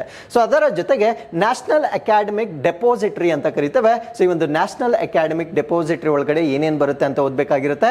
ರೈತರ ನೋಂದಣಿ, ಸೊ ರೈತರ ನೋಂದಣಿ ಮತ್ತು ಏಕೀಕೃತ ಫಲಾನುಭವಿ ಮಾಹಿತಿ ವ್ಯವಸ್ಥೆ, farmer registration and integrated beneficiary information system ಅಂತ ಕರಿತೇವೆ. ಇದು ರೈತರಿಗೆ ಸಂಬಂಧಪಟ್ಟಂತೆ ಮಾಹಿತಿಯನ್ನ ಕೊಡ್ತಕ್ಕಂಥ ಒಂದು ವ್ಯವಸ್ಥೆ ಆಗಿರುತ್ತೆ. ಇದ್ರ ಬಗ್ಗೆ ನಾವು ಓದಬೇಕಾಗಿರುತ್ತೆ. ಈ ಸಹಮತಿ ಅಂತ ಬರುತ್ತೆ. ಸೇವಾ ಸಿಂಧು ಯೋಜನೆ ಅಂತ ಬರುತ್ತೆ. ಗ್ರಾಮ್ 1 ಯೋಜನಾ ಅಂತ ಬರುತ್ತೆ. ಜನಸೇವಕ ಅಂತ ಬರುತ್ತೆ. ಸುವಿಧಾ ಅಂತ ಬರುತ್ತೆ. ಬೆಂಗಳೂರು 1 ಮತ್ತೆ ಕರ್ನಾಟಕ 1 ಅಂತ ಬರುತ್ತೆ. ಮೊಬೈಲ್ 1 ಅಂತ ಬರುತ್ತೆ. ಅದಾದ್ಮೇಲೆ ಸಕಾಲ ಯೋಜನೆ ಅಂತ ಬರುತ್ತೆ. ಇವೆಲ್ಲವನ್ನ ನಮ್ಮ ಕರ್ನಾಟಕದಲ್ಲಿ ಈ ಒಂದು ಅಡ್ಮಿನಿಸ್ಟ್ರೇಷನ್ ಅನ್ನ ಸುಗಮಗೊಳಿಸಲಿಕ್ಕೆ ಮತ್ತೆ ಜನರಿಗೆ ಸುಲಭವಾಗಿ ಆ ಒಂದು ಬೆನಿಫಿಟ್ಸ್ ಅನ್ನ ಪಡೆದುಕೊಳ್ಳಿಕ್ಕೆ ಮಾಡ್ತಾ ಇರ್ತಕ್ಕಂಥ intervention of science and technology ಆಗಿರುತ್ತೆ. ಸೊ ಅದರ ಜೊತೆಗೆ ಕರ್ನಾಟಕ ರಾಜ್ಯ ದೂರ ಸಂವೇದಿ ಅನ್ವಯಿಕ ಕೇಂದ್ರ ಅಥವಾ sensory application centre by Karnataka state ಅಂತ ಹೇಳ್ತೇವೆ. ಭೂಮಿ ಮಾನಿಟರಿಂಗ್ ಸೆಲ್ ಅಥವಾ ಭೂಮಿ ಆನ್ಲೈನ್ ಅಂತ ಹೇಳ್ತೇವೆ. ಸೊ ಭೂಮಿ ಆನ್ಲೈನ್ ಮತ್ತೆ ಭೂಮಿ ಮಾನಿಟರಿಂಗ್ ಸೆಲ್ ಅಥವಾ ಲ್ಯಾಂಡ್ ಮಾನಿಟರಿಂಗ್ ಸೆಲ್ ಅಂತ ಹೇಳ್ತೇವೆ. ಸೊ ದಿಶಾಂಕ್ ಅಂತ ಹೇಳ್ತೇವೆ. ಸೊ ಇದನ್ನ ಇತ್ತೀಚೆಗೆ KS ಎಕ್ಸಾಮ್ ಅಲ್ಲೂ ಕೇಳಿರ್ತಕ್ಕಂಥ ಒಂದು ಪ್ರಶ್ನೆ ಆಗಿರುತ್ತೆ. ಭೂಮಿ ಬ್ಯಾಂಕ್ ಅಂತ ಹೇಳ್ತೇವೆ. ಸ್ವಮಿತ್ರ ಯೋಜನೆ ಅಂತ ಹೇಳ್ತೇವೆ. ಅದ್ರ ಜೊತೆಗೆ ಕಾವೇರಿ 1 ಮತ್ತೆ ಕಾವೇರಿ 2 ಅನ್ನ ಲಾಂಚ್ ಮಾಡಿರ್ತಾರೆ. ಸೊ ಇಷ್ಟು ವಿಷಯಗಳನ್ನ ಈ ಒಂದು science and technology in effective governance in Karnataka ಈ ಒಂದು ಸಬ್ಜೆಕ್ಟ್ ನ ಅಡಿಯಲ್ಲಿ ಓದಬೇಕಾಗಿರುತ್ತೆ. ಮಾಡಬಹುದಾಗಿರುತ್ತೆ. ಸೊ ಇಷ್ಟು ಹೆಡ್ಡಿಂಗ್ಸ್ ಅನ್ನ ನೋಡಿ ಹೆದರ್ಕೊಳ್ಳೋ ಅವಶ್ಯಕತೆ ಇಲ್ಲ. ಸೊ ಈ ಎಲ್ಲಾ ಹೆಡ್ಡಿಂಗ್ಸ್ಗಳಲ್ಲೂ ಮ್ಯಾಕ್ಸಿಮಮ್ ಅಂದ್ರೆ ಸೊ ಒಂದು ಪ್ಯಾರಾಗ್ರಾಫ್ಗಿಂತ ಹೆಚ್ಚಿನ ಮಾಹಿತಿಯನ್ನ ನೀವು ಓದ್ತಕ್ಕಂಥ ಅವಶ್ಯಕತೆ ಇರೋದಿಲ್ಲ. ತುಂಬಾ ಸರಳವಾಗಿ ಕಲಿಬಹುದಾಗಿರ್ತಕ್ಕಂಥ ಒಂದು ಸಬ್ಜೆಕ್ಟ್ ಆಗಿರುತ್ತೆ. ಸೊ ಅದಾದ್ಮೇಲೆ ರೀಜನಲ್ ಇಂಬ್ಯಾಲೆನ್ಸಸ್ ಬಗ್ಗೆ ನಾವು ಓದಬೇಕಾಗಿರುತ್ತೆ. ಪ್ರಾದೇಶಿಕ ಅಸಮತೋಲನ, ಮಲೆನಾಡು ಪ್ರದೇಶಾಭಿವೃದ್ಧಿ ಮಂಡಳಿ ಅಂತ ಓದ್ತೇವೆ. So regional development of Malenadu ಬಗ್ಗೆ ಓದಬೇಕಾಗಿರುತ್ತೆ. ಬಯಲು ಸೀಮೆ ಪ್ರದೇಶಾಭಿವೃದ್ಧಿ ಮಂಡಳಿ ಬಗ್ಗೆ ಓದಬೇಕು. ಕರಾವಳಿ ಅಭಿವೃದ್ಧಿ ಪ್ರಾಧಿಕಾರ, ಕೋಸ್ಟಲ್ ಡೆವಲಪ್ಮೆಂಟ್ ಅಥಾರಿಟಿ. ಅದಾದ್ಮೇಲೆ ಕಲ್ಯಾಣ ಕರ್ನಾಟಕ ಪ್ರದೇಶಾಭಿವೃದ್ಧಿ ಮಂಡಳಿ ಅಥವಾ ವೆಲ್ಫೇರ್ ಕರ್ನಾಟಕ ಅಥವಾ ಕಲ್ಯಾಣ ಕರ್ನಾಟಕ ಅಂತಾನೆ ಹೇಳ್ಬೋದಾಗಿರುತ್ತೆ. ರೀಜನಲ್ ಡೆವಲಪ್ಮೆಂಟ್ ಬೋರ್ಡ್ ಬಗ್ಗೆ ನಾವಿಲ್ಲಿ ಸಂಪೂರ್ಣವಾಗಿ ಓದಬೇಕಾಗಿರುತ್ತೆ. ಸೊ ಈ ಒಂದು ಸಬ್ಜೆಕ್ಟ್ ಆದ ನಂತರ ನಾವು ಇಂಡಿಯನ್ ಸೊಸೈಟಿ ಅಥವಾ ನಮ್ಮ ಭಾರತ ದೇಶದ ಸಮಾಜಶಾಸ್ತ್ರ, ನಮ್ಮ ಭಾರತ ದೇಶದಲ್ಲಿ ಈ ಒಂದು ಸಮಾಜ ಅಂತಕ್ಕಂಥದ್ದು ಹೇಗೆ ಪ್ರೋಗ್ರೆಸ್ ಆಯಿತು ಅನ್ನೋದ್ರ ಬಗ್ಗೆ, ಮತ್ತೆ ಇದಕ್ಕೆ ಸಂಬಂಧಪಟ್ಟಂತೆ ಯಾವ ಯಾವ ವ್ಯಕ್ತಿಗಳು ಕಾಂಟ್ರಿಬ್ಯೂಷನ್ ಅನ್ನು ಮಾಡಿದ್ದಾರೆ ಅಥವಾ ಕೊಡುಗೆಯನ್ನು ಕೊಟ್ಟಿರ್ತಾರೆ, ಸೊ ಯಾರು ಇದರ ಪಿತಾಮಹ ಯಾರು, ಈ ರೀತಿಯ ಪ್ರಶ್ನೆಗಳನ್ನ ಈ ಒಂದು ಸಬ್ಜೆಕ್ಟ್ ಅಲ್ಲಿ ನಾವು ಎಕ್ಸ್ಪೆಕ್ಟ್ ಮಾಡಬಹುದಾಗಿರುತ್ತೆ. ಹಾಗಿದ್ರೆ ಇಂಡಿಯನ್ ಸೋಷಿಯಾಲಜಿ ಅಥವಾ ಇಂಡಿಯನ್ ಸೊಸೈಟಿ ಅಥವಾ ಭಾರತ ದೇಶದ ಸಮಾಜ ಮತ್ತು ಅದರ ಬೆಳವಣಿಗೆಯ ಇತಿಹಾಸಕ್ಕೆ ಸಂಬಂಧಪಟ್ಟಂತೆ ಯಾವ ಯಾವ ಹೆಡ್ಡಿಂಗ್ಸ್ ಅಲ್ಲಿ ನಾವು ಈ ಸಬ್ಜೆಕ್ಟ್ ಅನ್ನ ಓದಬೇಕಾಗಿರುತ್ತೆ ಅಂದ್ರೆ ಸಮಾಜಶಾಸ್ತ್ರದ ಅರ್ಥವನ್ನ ನಾವು ಕಲ್ತ್ಕೊಳ್ಬೇಕು. ಫಸ್ಟ್ ಮೀನಿಂಗ್ ಆಫ್ ಸೋಷಿಯಾಲಜಿ ಅಂತ ಹೇಳ್ತೇವೆ. ಈ ಸೋಷಿಯಾಲಜಿ ಅಂತಕ್ಕಂಥ ಪದ ಎಲ್ಲಿಂದ ಬಂತು, ಅದರ ರೂಟ್ ವರ್ಡ್ ಏನು, ಆ ರೂಟ್ ವರ್ಡ್ ನ ಅರ್ಥಗಳೇನು, ಎಲ್ಲವನ್ನ ನಾವು ಓದಬೇಕಾಗಿರುತ್ತೆ. ಸೊ ಅದಾದ್ಮೇಲೆ ಆಗಸ್ಟ್ ಕಾಮ್ಟೆ, ಅದಾದ್ಮೇಲೆ ಹರ್ಬಲ್ ಸ್ಟೆನರ್ ಅಂತ ಕರಿತೇವೆ, ಕಾರ್ಲ್ ಮಾರ್ಕ್ಸ್ ಅಂತ ಕರಿತೇವೆ, ಡಾಕ್ಟರ್ GS ಗುರ್ಹೆ ಅಂತ ಹೇಳ್ತೇವೆ, ಡಾಕ್ಟರ್ MN ಶ್ರೀನಿವಾಸ್ ಅಂತ ಹೇಳ್ತೇವೆ, ಡಾಕ್ಟರ್ ಶ್ರೀಮತಿ ಇರಾವತಿ ಕರ್ವೆ ಅಂತ ಹೇಳ್ತೇವೆ. ಸೊ ಇವರೆಲ್ಲ ಸಮಾಜಶಾಸ್ತ್ರಕ್ಕೆ ಸಂಬಂಧಪಟ್ಟಂತೆ ಸಾಕಷ್ಟು ಕಾಂಟ್ರಿಬ್ಯೂಷನ್ ಅನ್ನ ಮಾಡಿರ್ತಾರೆ. ಇವರು ಏನೇನು ಕಾಂಟ್ರಿಬ್ಯೂಷನ್ ಮಾಡಿದ್ದಾರೆ ಅಥವಾ ಏನೇನು ಥಿಯರಿಗಳನ್ನ ಕೊಟ್ಟಿದ್ದಾರೆ, ಸೊ ಅವೆಲ್ಲದರ ಬಗ್ಗೆ ನಾವು ಈ ಸಬ್ಜೆಕ್ಟ್ ಅಲ್ಲಿ ಹೆಚ್ಚಾಗಿ ಓದಬೇಕಾಗಿರುತ್ತೆ. ಸೊ ಅದರ ಜೊತೆಗೆ ನಾವು ಭಾರತೀಯ ಜನಾಂಗೀಯ ಸಮೂಹಗಳು ಅಂದ್ರೆ ಇಂಡಿಯನ್ ಎಥ್ನಿಕ್ ಗ್ರೂಪ್ಸ್, ನಮ್ಮ ಭಾರತ ದೇಶದಲ್ಲಿರ್ತಕ್ಕಂಥ ಜನಾಂಗೀಯ ಗುಂಪುಗಳು ಯಾವ್ಯಾವು, ಅವರು ಯಾವ ಯಾವ ಪ್ರದೇಶಗಳಿದ್ದಾರೆ, ಅವರನ್ನ ಯಾವ ಯಾವ ಟೈಪ್ಸ್ ಅಲ್ಲಿ ನಾವು ಡಿವೈಡ್ ಮಾಡ್ಬೋದು, ಸೊ ಎಲ್ಲದರ ಬಗ್ಗೆ ನಾವಿಲ್ಲಿ ಓದಬೇಕಾಗಿರುತ್ತೆ. ಭಾಷಾ ವೈವಿಧ್ಯತೆಗಳು ಅಂದ್ರೆ ನಮ್ಮ ಭಾರತ ದೇಶವನ್ನ ಯುನಿಟಿ ಇನ್ ಡೈವರ್ಸಿಟಿ ಅಂತ ಕರಿತೇವೆ. ಸೊ ಇಲ್ಲಿರ್ತಕ್ಕಂಥ ಡೈವರ್ಸ್ ಲ್ಯಾಂಗ್ವೇಜಸ್ ಯಾವ್ದ್ಯಾವ್ದು ಅನ್ನೋದ್ರ ಬಗ್ಗೆ ನಾವು ಓದಬೇಕಾಗಿರುತ್ತೆ. ನಗರ ಮತ್ತು ಗ್ರಾಮೀಣ ಜನಸಂಖ್ಯೆ, ಅರ್ಬನ್ ಅಂಡ್ ರೂರಲ್ ಪಾಪ್ಯುಲೇಷನ್ ಅಂತ ಹೇಳ್ತೇವೆ. ಸೊ ಇದನ್ನ ನಾವು ಡೆಮೋಗ್ರಫಿ ಸ್ಟಡೀಸ್ ಅಂತ ಹೇಳ್ತೇವೆ. ಸೊ ಈ ಒಂದು ಜನಸಂಖ್ಯಾ ಅಧ್ಯಯನವನ್ನ ಈ ಸಮಾಜಶಾಸ್ತ್ರದಲ್ಲಿ ನಾವು ಓದಬೇಕಾಗಿರುತ್ತೆ. ಸೊ ಅದಾದ್ಮೇಲೆ ಪರಿಶಿಷ್ಟ ಜಾತಿ ಮತ್ತು ಪರಿಶಿಷ್ಟ ಪಂಗಡ ಜನಸಂಖ್ಯೆ ಅಥವಾ ಸ್ಕೆಡ್ಯೂಲ್ ಕಾಸ್ಟ್ ಮತ್ತೆ ಸ್ಕೆಡ್ಯೂಲ್ ಟ್ರೈಬ್ ಪಾಪ್ಯುಲೇಷನ್ ಬಗ್ಗೆ ನಾವು ಓದಬೇಕಾಗಿರುತ್ತೆ. ಸೊ ಇದೆಲ್ಲ 2011 ಸೆನ್ಸಸ್ಗೆ ಸಂಬಂಧಪಟ್ಟಂತೆ ಕೆಲವೊಂದು ಡೇಟಾಗಳನ್ನ ನಾವು ಓದಬೇಕಾಗಿರುತ್ತೆ. ಸೊ ಇದಕ್ಕೆ ಸಂಬಂಧಪಟ್ಟಂತೆ ಕಂಪಲ್ಸರಿ ಅಂದ್ರೆ 2011 ಸೆನ್ಸಸ್ಗೆ ಸಂಬಂಧಪಟ್ಟಂತೆ ಕಡ್ಡಾಯವಾಗಿ 2 ರಿಂದ 3 ಪ್ರಶ್ನೆಗಳನ್ನ ನಾವು ಪರೀಕ್ಷೆಯಲ್ಲಿ ಎಕ್ಸ್ಪೆಕ್ಟ್ ಮಾಡಬಹುದಾಗಿರುತ್ತೆ. ಸೊ ಅದಾದ್ಮೇಲೆ ಭಾರತದ ಜಾತಿ ವ್ಯವಸ್ಥೆ ಮತ್ತು ಬುಡಕಟ್ಟು ಜನಾಂಗಗಳು ಅಂದ್ರೆ caste system in India and tribal population of India ಬಗ್ಗೆ ನಾವು ಓದಬೇಕಾಗಿರುತ್ತೆ. ಸೊ ಅದಾದ್ಮೇಲೆ ಭಾರತದಲ್ಲಿ ಹಿಂದುಳಿದ ವರ್ಗಗಳ ಆಯೋಗ ಅಥವಾ backward classes commission in India ಮತ್ತೆ ಕರ್ನಾಟಕ ಎರಡರಲ್ಲೂ ನಾವು ಓದಬೇಕಾಗಿರುತ್ತೆ. SC ST ಸಮುದಾಯಗಳಿಗೆ ಸರ್ಕಾರ ಕೈಗೊಂಡಿರುವ ಕ್ರಮಗಳು ಅಂದ್ರೆ ಈ ಪರಿಶಿಷ್ಟ ಜಾತಿ ಮತ್ತು ಪರಿಶಿಷ್ಟ ಪಂಗಡಗಳಿಗೆ ನಮ್ಮ ಸರ್ಕಾರ ಯಾವ ಯಾವ ಸ್ಕೀಮ್ಸ್ ಗಳನ್ನ ಅಥವಾ ಪ್ರೋಗ್ರಾಮ್ ಗಳನ್ನ ತೆಗೆದುಕೊಂಡಿದೆ. ಯಾಕಂದ್ರೆ ಸ್ಕೀಮ್ಸ್ ಗಳಿಗೆ ಸಂಬಂಧಪಟ್ಟಂತೆ ಡೆಫಿನೆಟ್ಲಿ ಹೆಚ್ಚಿನ ಪ್ರಶ್ನೆಗಳನ್ನ ಕೇಳ್ತಾ ಇರುವ ಕಾರಣದಿಂದ ಸೊ ಈ ಒಂದು ಸಬ್ಜೆಕ್ಟ್ ಅಲ್ಲಿ ಬರ್ತಕ್ಕಂಥ ಎಲ್ಲಾ ಸ್ಕೀಮ್ಗಳು ವಿತ್ ಕರೆಂಟ್ ಅಪ್ಡೇಟ್ಸ್ ಅಂದ್ರೆ ಜ್ಞಾನ ಗಂಗೋತ್ರಿ ಸಂಸ್ಥೆಯಲ್ಲಿ every day inquest current affairs ಅನ್ನ ಮಾಡುವ ಕಾರಣದಿಂದ ಸೊ ಎಲ್ಲಾ ಸ್ಕೀಮ್ಸ್ ಗಳ ಬಗ್ಗೆ ಒಂದು ಅವೇರ್ನೆಸ್ ಇರುವ ಕಾರಣದಿಂದ ಸೊ ಅದನ್ನ ಸೆಗ್ಮೆಂಟ್ ವೈಸ್ ನಾವು ಡಿವೈಡ್ ಮಾಡಿರ್ತೇವೆ. ಸೊ ಆ ಒಂದು ಸಂಪೂರ್ಣ ಮಾಹಿತಿಯನ್ನ ನಿಮಗೆ ನೀಡಲಾಗುತ್ತೆ. ಸೊ ಅದಾದ್ಮೇಲೆ ಶ್ರೀ ಶಕ್ತಿ ಸಂಘಗಳು ಅಂತ ಹೇಳ್ತೇವೆ. ಸೊ ಈ ಒಂದು ಶ್ರೀ ಶಕ್ತಿ ಸಂಘಗಳ ಬಗ್ಗೆ ಮತ್ತೆ ಅವುಗಳ ಕಾಂಟ್ರಿಬ್ಯೂಷನ್ ಅಥವಾ ಅವುಗಳ ಪ್ರಾಮುಖ್ಯತೆ ಬಗ್ಗೆ ಸೊ ಈ ಒಂದು ಸಬ್ಜೆಕ್ಟ್ ನಲ್ಲಿ ನಾವು ಹೆಚ್ಚಾಗಿ ಓದಬೇಕಾಗಿರುತ್ತೆ. ಸೊ ಅದಾದ್ಮೇಲೆ ನಮ್ಮ ಭಾರತ ದೇಶದಲ್ಲಿರ್ತಕ್ಕಂಥ ಕುಟುಂಬ ವ್ಯವಸ್ಥೆ ಅಥವಾ ಫ್ಯಾಮಿಲಿ ಸಿಸ್ಟಮ್ ಇನ್ ಇಂಡಿಯಾ ಅಂತ ಹೇಳ್ತೇವೆ. ಸೊ ಇದರ ಬಗ್ಗೆ ನಾವು ಓದಬೇಕಾಗಿರುತ್ತೆ. ಕರ್ನಾಟಕದಲ್ಲಿ ರೈತರ ಹೋರಾಟಗಳು ಅಥವಾ ಫಾರ್ಮರ್ ಸ್ಟ್ರಗಲ್ಸ್ ಇನ್ ಕರ್ನಾಟಕದ ಬಗ್ಗೆ ನಾವು ಓದಬೇಕಾಗಿರುತ್ತೆ. ಹಿಂದುಳಿದ ವರ್ಗ ಮತ್ತು ದಲಿತ ಚಳುವಳಿಗಳು ಅಂದ್ರೆ ಬ್ಯಾಕ್ವರ್ಡ್ ಕ್ಲಾಸಸ್ ಮತ್ತೆ ದಲಿತ್ ಮೂವ್ಮೆಂಟ್ಸ್ ಬಗ್ಗೆ ಸೊ ಈ ಒಂದು ಸಬ್ಜೆಕ್ಟ್ ಅಲ್ಲಿ ನಾವು ಓದಬೇಕಾಗಿರುತ್ತೆ. ಸೊ ಇಷ್ಟು ಇಂಡಿಯನ್ ಸೊಸೈಟಿಗೆ ಸಂಬಂಧಪಟ್ಟಂತೆ ನಾವು ಓದಬೇಕಾಗಿರ್ತಕ್ಕಂಥ ವಿಷಯಗಳಾಗಿರ್ತವೆ. ಸೊ ನೆಕ್ಸ್ಟ್ ಸಬ್ಜೆಕ್ಟ್ಗೆ ಬರೋಣ.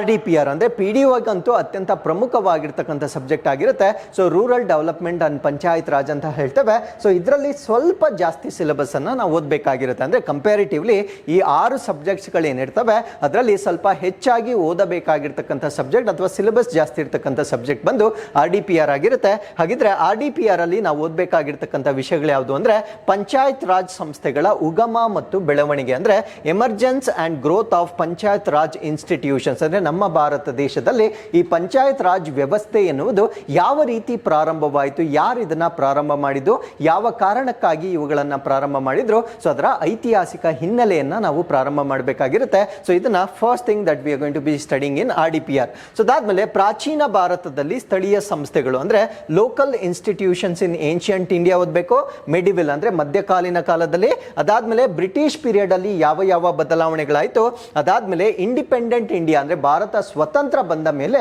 ಸೊ ಈ ಒಂದು ಪಂಚಾಯತ್ ರಾಜ್ ಸಿಸ್ಟಮ್ ಅನ್ನ ಯಾವ ರೀತಿ ನಾವು ಬದಲಾವಣೆಗಳನ್ನ ಮಾಡಿಕೊಂಡಿದ್ದೇವೆ, ಸೊ ಇದರ ಬಗ್ಗೆ ನಾವು ಈ ಒಂದು ಸಿಲೆಬಸ್ ನಲ್ಲಿ ನಾವು ಓದಬೇಕಾಗಿರುತ್ತೆ. ನೋಡಿ, ಎಲ್ಲವನ್ನ ಒಂದು ಕ್ರೊನಾಲಜಿಯಲ್ಲಿ ಅಂದ್ರೆ ಒಂದು ಕ್ರಮವಾಗಿ ಓದುವುದರಿಂದ ಸೊ ನಮಗೆ ಸಬ್ಜೆಕ್ಟ್ ಅನ್ನ ಅರ್ಥ ಮಾಡ್ಕೊಳ್ಳಿಕ್ಕೆ ಬಹಳ ಸುಲಭವಾಗುತ್ತೆ. ನಾವು ರ್ಯಾಂಡಮ್ ಆಗಿ ಓದಿದ್ರೆ, ಸೊ ಆಚ್ ಪಾಚ್ ಆಗಿ ಓದಿದ್ರೆ ಸೊ ನಮಗೆ ಸರಿಯಾಗಿ ಅದು ಕ್ರೊನಾಲಜಿಕಲಿ ನಮಗೆ ಸಿಂಕ್ ಆಗೋದಿಲ್ಲ. ಸೊ ಅವಾಗ ನಮಗೆ ಕಾನ್ಸೆಪ್ಟ್ಸ್ ಕ್ಲಾರಿಟಿ ಬರೋದಿಲ್ಲ. ಸೊ ಅದರಿಂದ ಒಂದು ಸಿಸ್ಟಮ್ಯಾಟಿಕ್ ಆಗಿ ನಾವು ಸಿಲೆಬಸ್ ಅನ್ನ ಅರೇಂಜ್ ಮಾಡಿರ್ತಕ್ಕಂಥದ್ದನ್ನ ನಾವು ನೋಡ್ಬೋದಾಗಿರುತ್ತೆ. ಸೊ ಅದಾದ್ಮೇಲೆ ಕೆಲವೊಂದು ಕಮಿಟೀಸ್ ಬರುತ್ತೆ. ಬಲವಂತ್ ರಾಯ್ ಮೆಹ್ತಾ ಅಂತ ಕೇಳ್ತೇವೆ, ಸಂತಾನಂ ಅಂತ ಹೇಳ್ತೇವೆ. ಸೊ ಇವರು ಏನೇನು ಶಿಫಾರಸುಗಳನ್ನ ಮಾಡಿದ್ದಾರೆ ಎಲ್ಲವನ್ನ ಓದಬೇಕಾಗಿರುತ್ತೆ. Ashok Mehta, JVK Rao, LM Singhvi, PK Thungon, so ಇವರೆಲ್ಲರ ಬಗ್ಗೆ ನಾವು ಈ ಒಂದು RDPR ಅಲ್ಲಿ ಹೆಚ್ಚಾಗಿ ಓದಬೇಕಾಗಿರುತ್ತೆ. ಅದಾದ್ಮೇಲೆ ಇಷ್ಟೊತ್ತು ನಾವು ಭಾರತ ದೇಶದಲ್ಲಿ ಹೇಗೆ ಪಂಚಾಯತ್ ರಾಜ್ ಸಿಸ್ಟಮ್ ಡೆವಲಪ್ ಆಯಿತು ಅಂತ ನಾವು ಡಿಸ್ಕಸ್ ಮಾಡ್ತೇವೆ. ಅದಾದ್ಮೇಲೆ ಇದು ನಮ್ಮ ಕರ್ನಾಟಕದ ಪರೀಕ್ಷೆ ಆಗಿರುವ ಕಾರಣದಿಂದ ನಮ್ಮ ಕರ್ನಾಟಕದಲ್ಲಿ ಈ ಒಂದು ಪಂಚಾಯತ್ ರಾಜ್ ಸಿಸ್ಟಮ್ ಹೇಗೆ ಡೆವಲಪ್ ಆಯಿತು ಅನ್ನೋದ್ರ ಬಗ್ಗೆ ನಾವು ಓದಬೇಕಾಗಿರುತ್ತೆ. ಸೊ ಇದರಲ್ಲಿ the Mysuru local board act ಅಂತ ಬರುತ್ತೆ. ಸೊ ಇದರ ಬಗ್ಗೆ ನಾವು ಓದಬೇಕಾಗಿರುತ್ತೆ. ಸ್ಥಳೀಯ ಸರ್ಕಾರ ಕಾಯ್ದೆ ಅಥವಾ ಲೋಕಲ್ ಗವರ್ನೆನ್ಸ್ ಆಕ್ಟ್ 1926 ಬಗ್ಗೆ ಓದಬೇಕಾಗಿರುತ್ತೆ. ಸ್ವತಂತ್ರ ನಂತರದಲ್ಲಿ ಕರ್ನಾಟಕದಲ್ಲಿ ಸ್ಥಳೀಯ ಸಂಸ್ಥೆಗಳು ಅಂದ್ರೆ ನಮಗೆ ಇಂಡಿಪೆಂಡೆನ್ಸ್ ಬಂದ ನಂತರ ಕರ್ನಾಟಕದಲ್ಲಿ ಯಾವ ಯಾವ ಲೋಕಲ್ ಬಾಡೀಸ್ಗಳು ಡೆವಲಪ್ ಆಗಿರುತ್ತೆ ಅದ್ರ ಬಗ್ಗೆ ಓದಬೇಕಾಗಿರುತ್ತೆ. ವೆಂಕಟಪ್ಪ ಸಮಿತಿ ಇವರ ಶಿಫಾರಸುಗಳಾಗಿರ್ಬೋದು, ಚಂದ್ರಶೇಖರಯ್ಯ ಕಮಿಟಿ ಇವರ ಶಿಫಾರಸುಗಳಾಗಿರ್ಬೋದು. ಅದಾದ್ಮೇಲೆ 1983ರ ಪಂಚಾಯತ್ ರಾಜ್ ಕಾಯ್ದೆ ಅಥವಾ ಪಂಚಾಯತ್ ರಾಜ್ ಆಕ್ಟ್ ಅಂತ ಹೇಳ್ತೇವೆ. ಸೊ ಇದು ಬಹಳ ಇಂಪಾರ್ಟೆಂಟ್ ಆಗಿರ್ತಕ್ಕಂಥ ಕಾಯ್ದೆ ಆಗಿರುತ್ತೆ. ಬೇಲೂರು ಘೋಷಣೆ ಅಥವಾ ಬೇಲೂರು ಡಿಕ್ಲರೇಷನ್ ಬಗ್ಗೆ ಓದಬೇಕಾಗಿರುತ್ತೆ. 73rd ಕಾನ್ಸ್ಟಿಟ್ಯೂಷನಲ್ ಅಮೆಂಡ್ಮೆಂಟ್ ಇನ್ 1993, 1993ರ 73ನೇ ಸಂವಿಧಾನ ತಿದ್ದುಪಡಿಯ ಬಗ್ಗೆ ಓದಬೇಕಾಗಿರುತ್ತೆ. 1993ರ 74ನೇ ಸಂವಿಧಾನ ತಿದ್ದುಪಡಿ ಬಗ್ಗೆ ಓದಬೇಕಾಗಿರುತ್ತೆ. ಅದಾದ್ಮೇಲೆ SG ನಂಜಯ್ಯ ಮಠ, ಅದಾದ್ಮೇಲೆ ರಮೇಶ್ ಕುಮಾರ್ ಸಮಿತಿ ಇವರ ಶಿಫಾರಸುಗಳನ್ನ ಕೂಡ ಸೊ ಈ ಒಂದು ಸಬ್ಜೆಕ್ಟ್ ನಲ್ಲಿ ನಾವು ಓದಬೇಕಾಗಿರುತ್ತೆ. ಸೊ ಅದಾದ್ಮೇಲೆ ಸ್ಥಳೀಯ ಸರ್ಕಾರಗಳು ಅಥವಾ ಲೋಕಲ್ ಗವರ್ನಮೆಂಟ್ಸ್ ಅಂತ ಕರಿತೇವೆ. ಅಂದ್ರೆ ಒಂದು ಗವರ್ನೆನ್ಸ್ ಅನ್ನ ನಾವು ಸಿಂಪ್ಲಿಫೈ ಮಾಡಬೇಕಾಗಿದ್ರೆ ಡಿಸೆಂಟ್ರಲೈಸೇಷನ್ ಆಫ್ ಪವರ್ ಅಂತ ಹೇಳ್ತೇವೆ. ಸೊ ಆ ಒಂದು ಅಧಿಕಾರವನ್ನ ವಿಕೇಂದ್ರೀಕರಣ ಮಾಡುವ ಮುಖಾಂತರ ಸೊ ಆ ಒಂದು ಗವರ್ನೆನ್ಸ್ ಅನ್ನ ನಾವು ಸಿಂಪ್ಲಿಫೈ ಮಾಡಬಹುದಾಗಿರುತ್ತೆ. ಸೊ ಆ ನಿಟ್ಟಿನಲ್ಲಿ ಒಂದು ಲೋಕಲ್ ಗವರ್ನಮೆಂಟ್ಸ್ಗಳು ಯಾವ ರೀತಿ ಸ್ಟ್ರಕ್ಚರ್ ಆಗಿದೆ ಅನ್ನೋದ್ರ ಬಗ್ಗೆ ನಾವಿಲ್ಲಿ ಅಧ್ಯಯನ ಮಾಡಬೇಕಾಗಿರುತ್ತೆ. ಸೊ ಅದರಲ್ಲಿ ಗ್ರಾಮೀಣ ಸ್ಥಳೀಯ ಸರ್ಕಾರಗಳು ಅಥವಾ ರೂರಲ್ ಲೋಕಲ್ ಗವರ್ನಮೆಂಟ್ಸ್ ಬಗ್ಗೆ ನಾವು ಓದಬೇಕಾಗಿರುತ್ತೆ.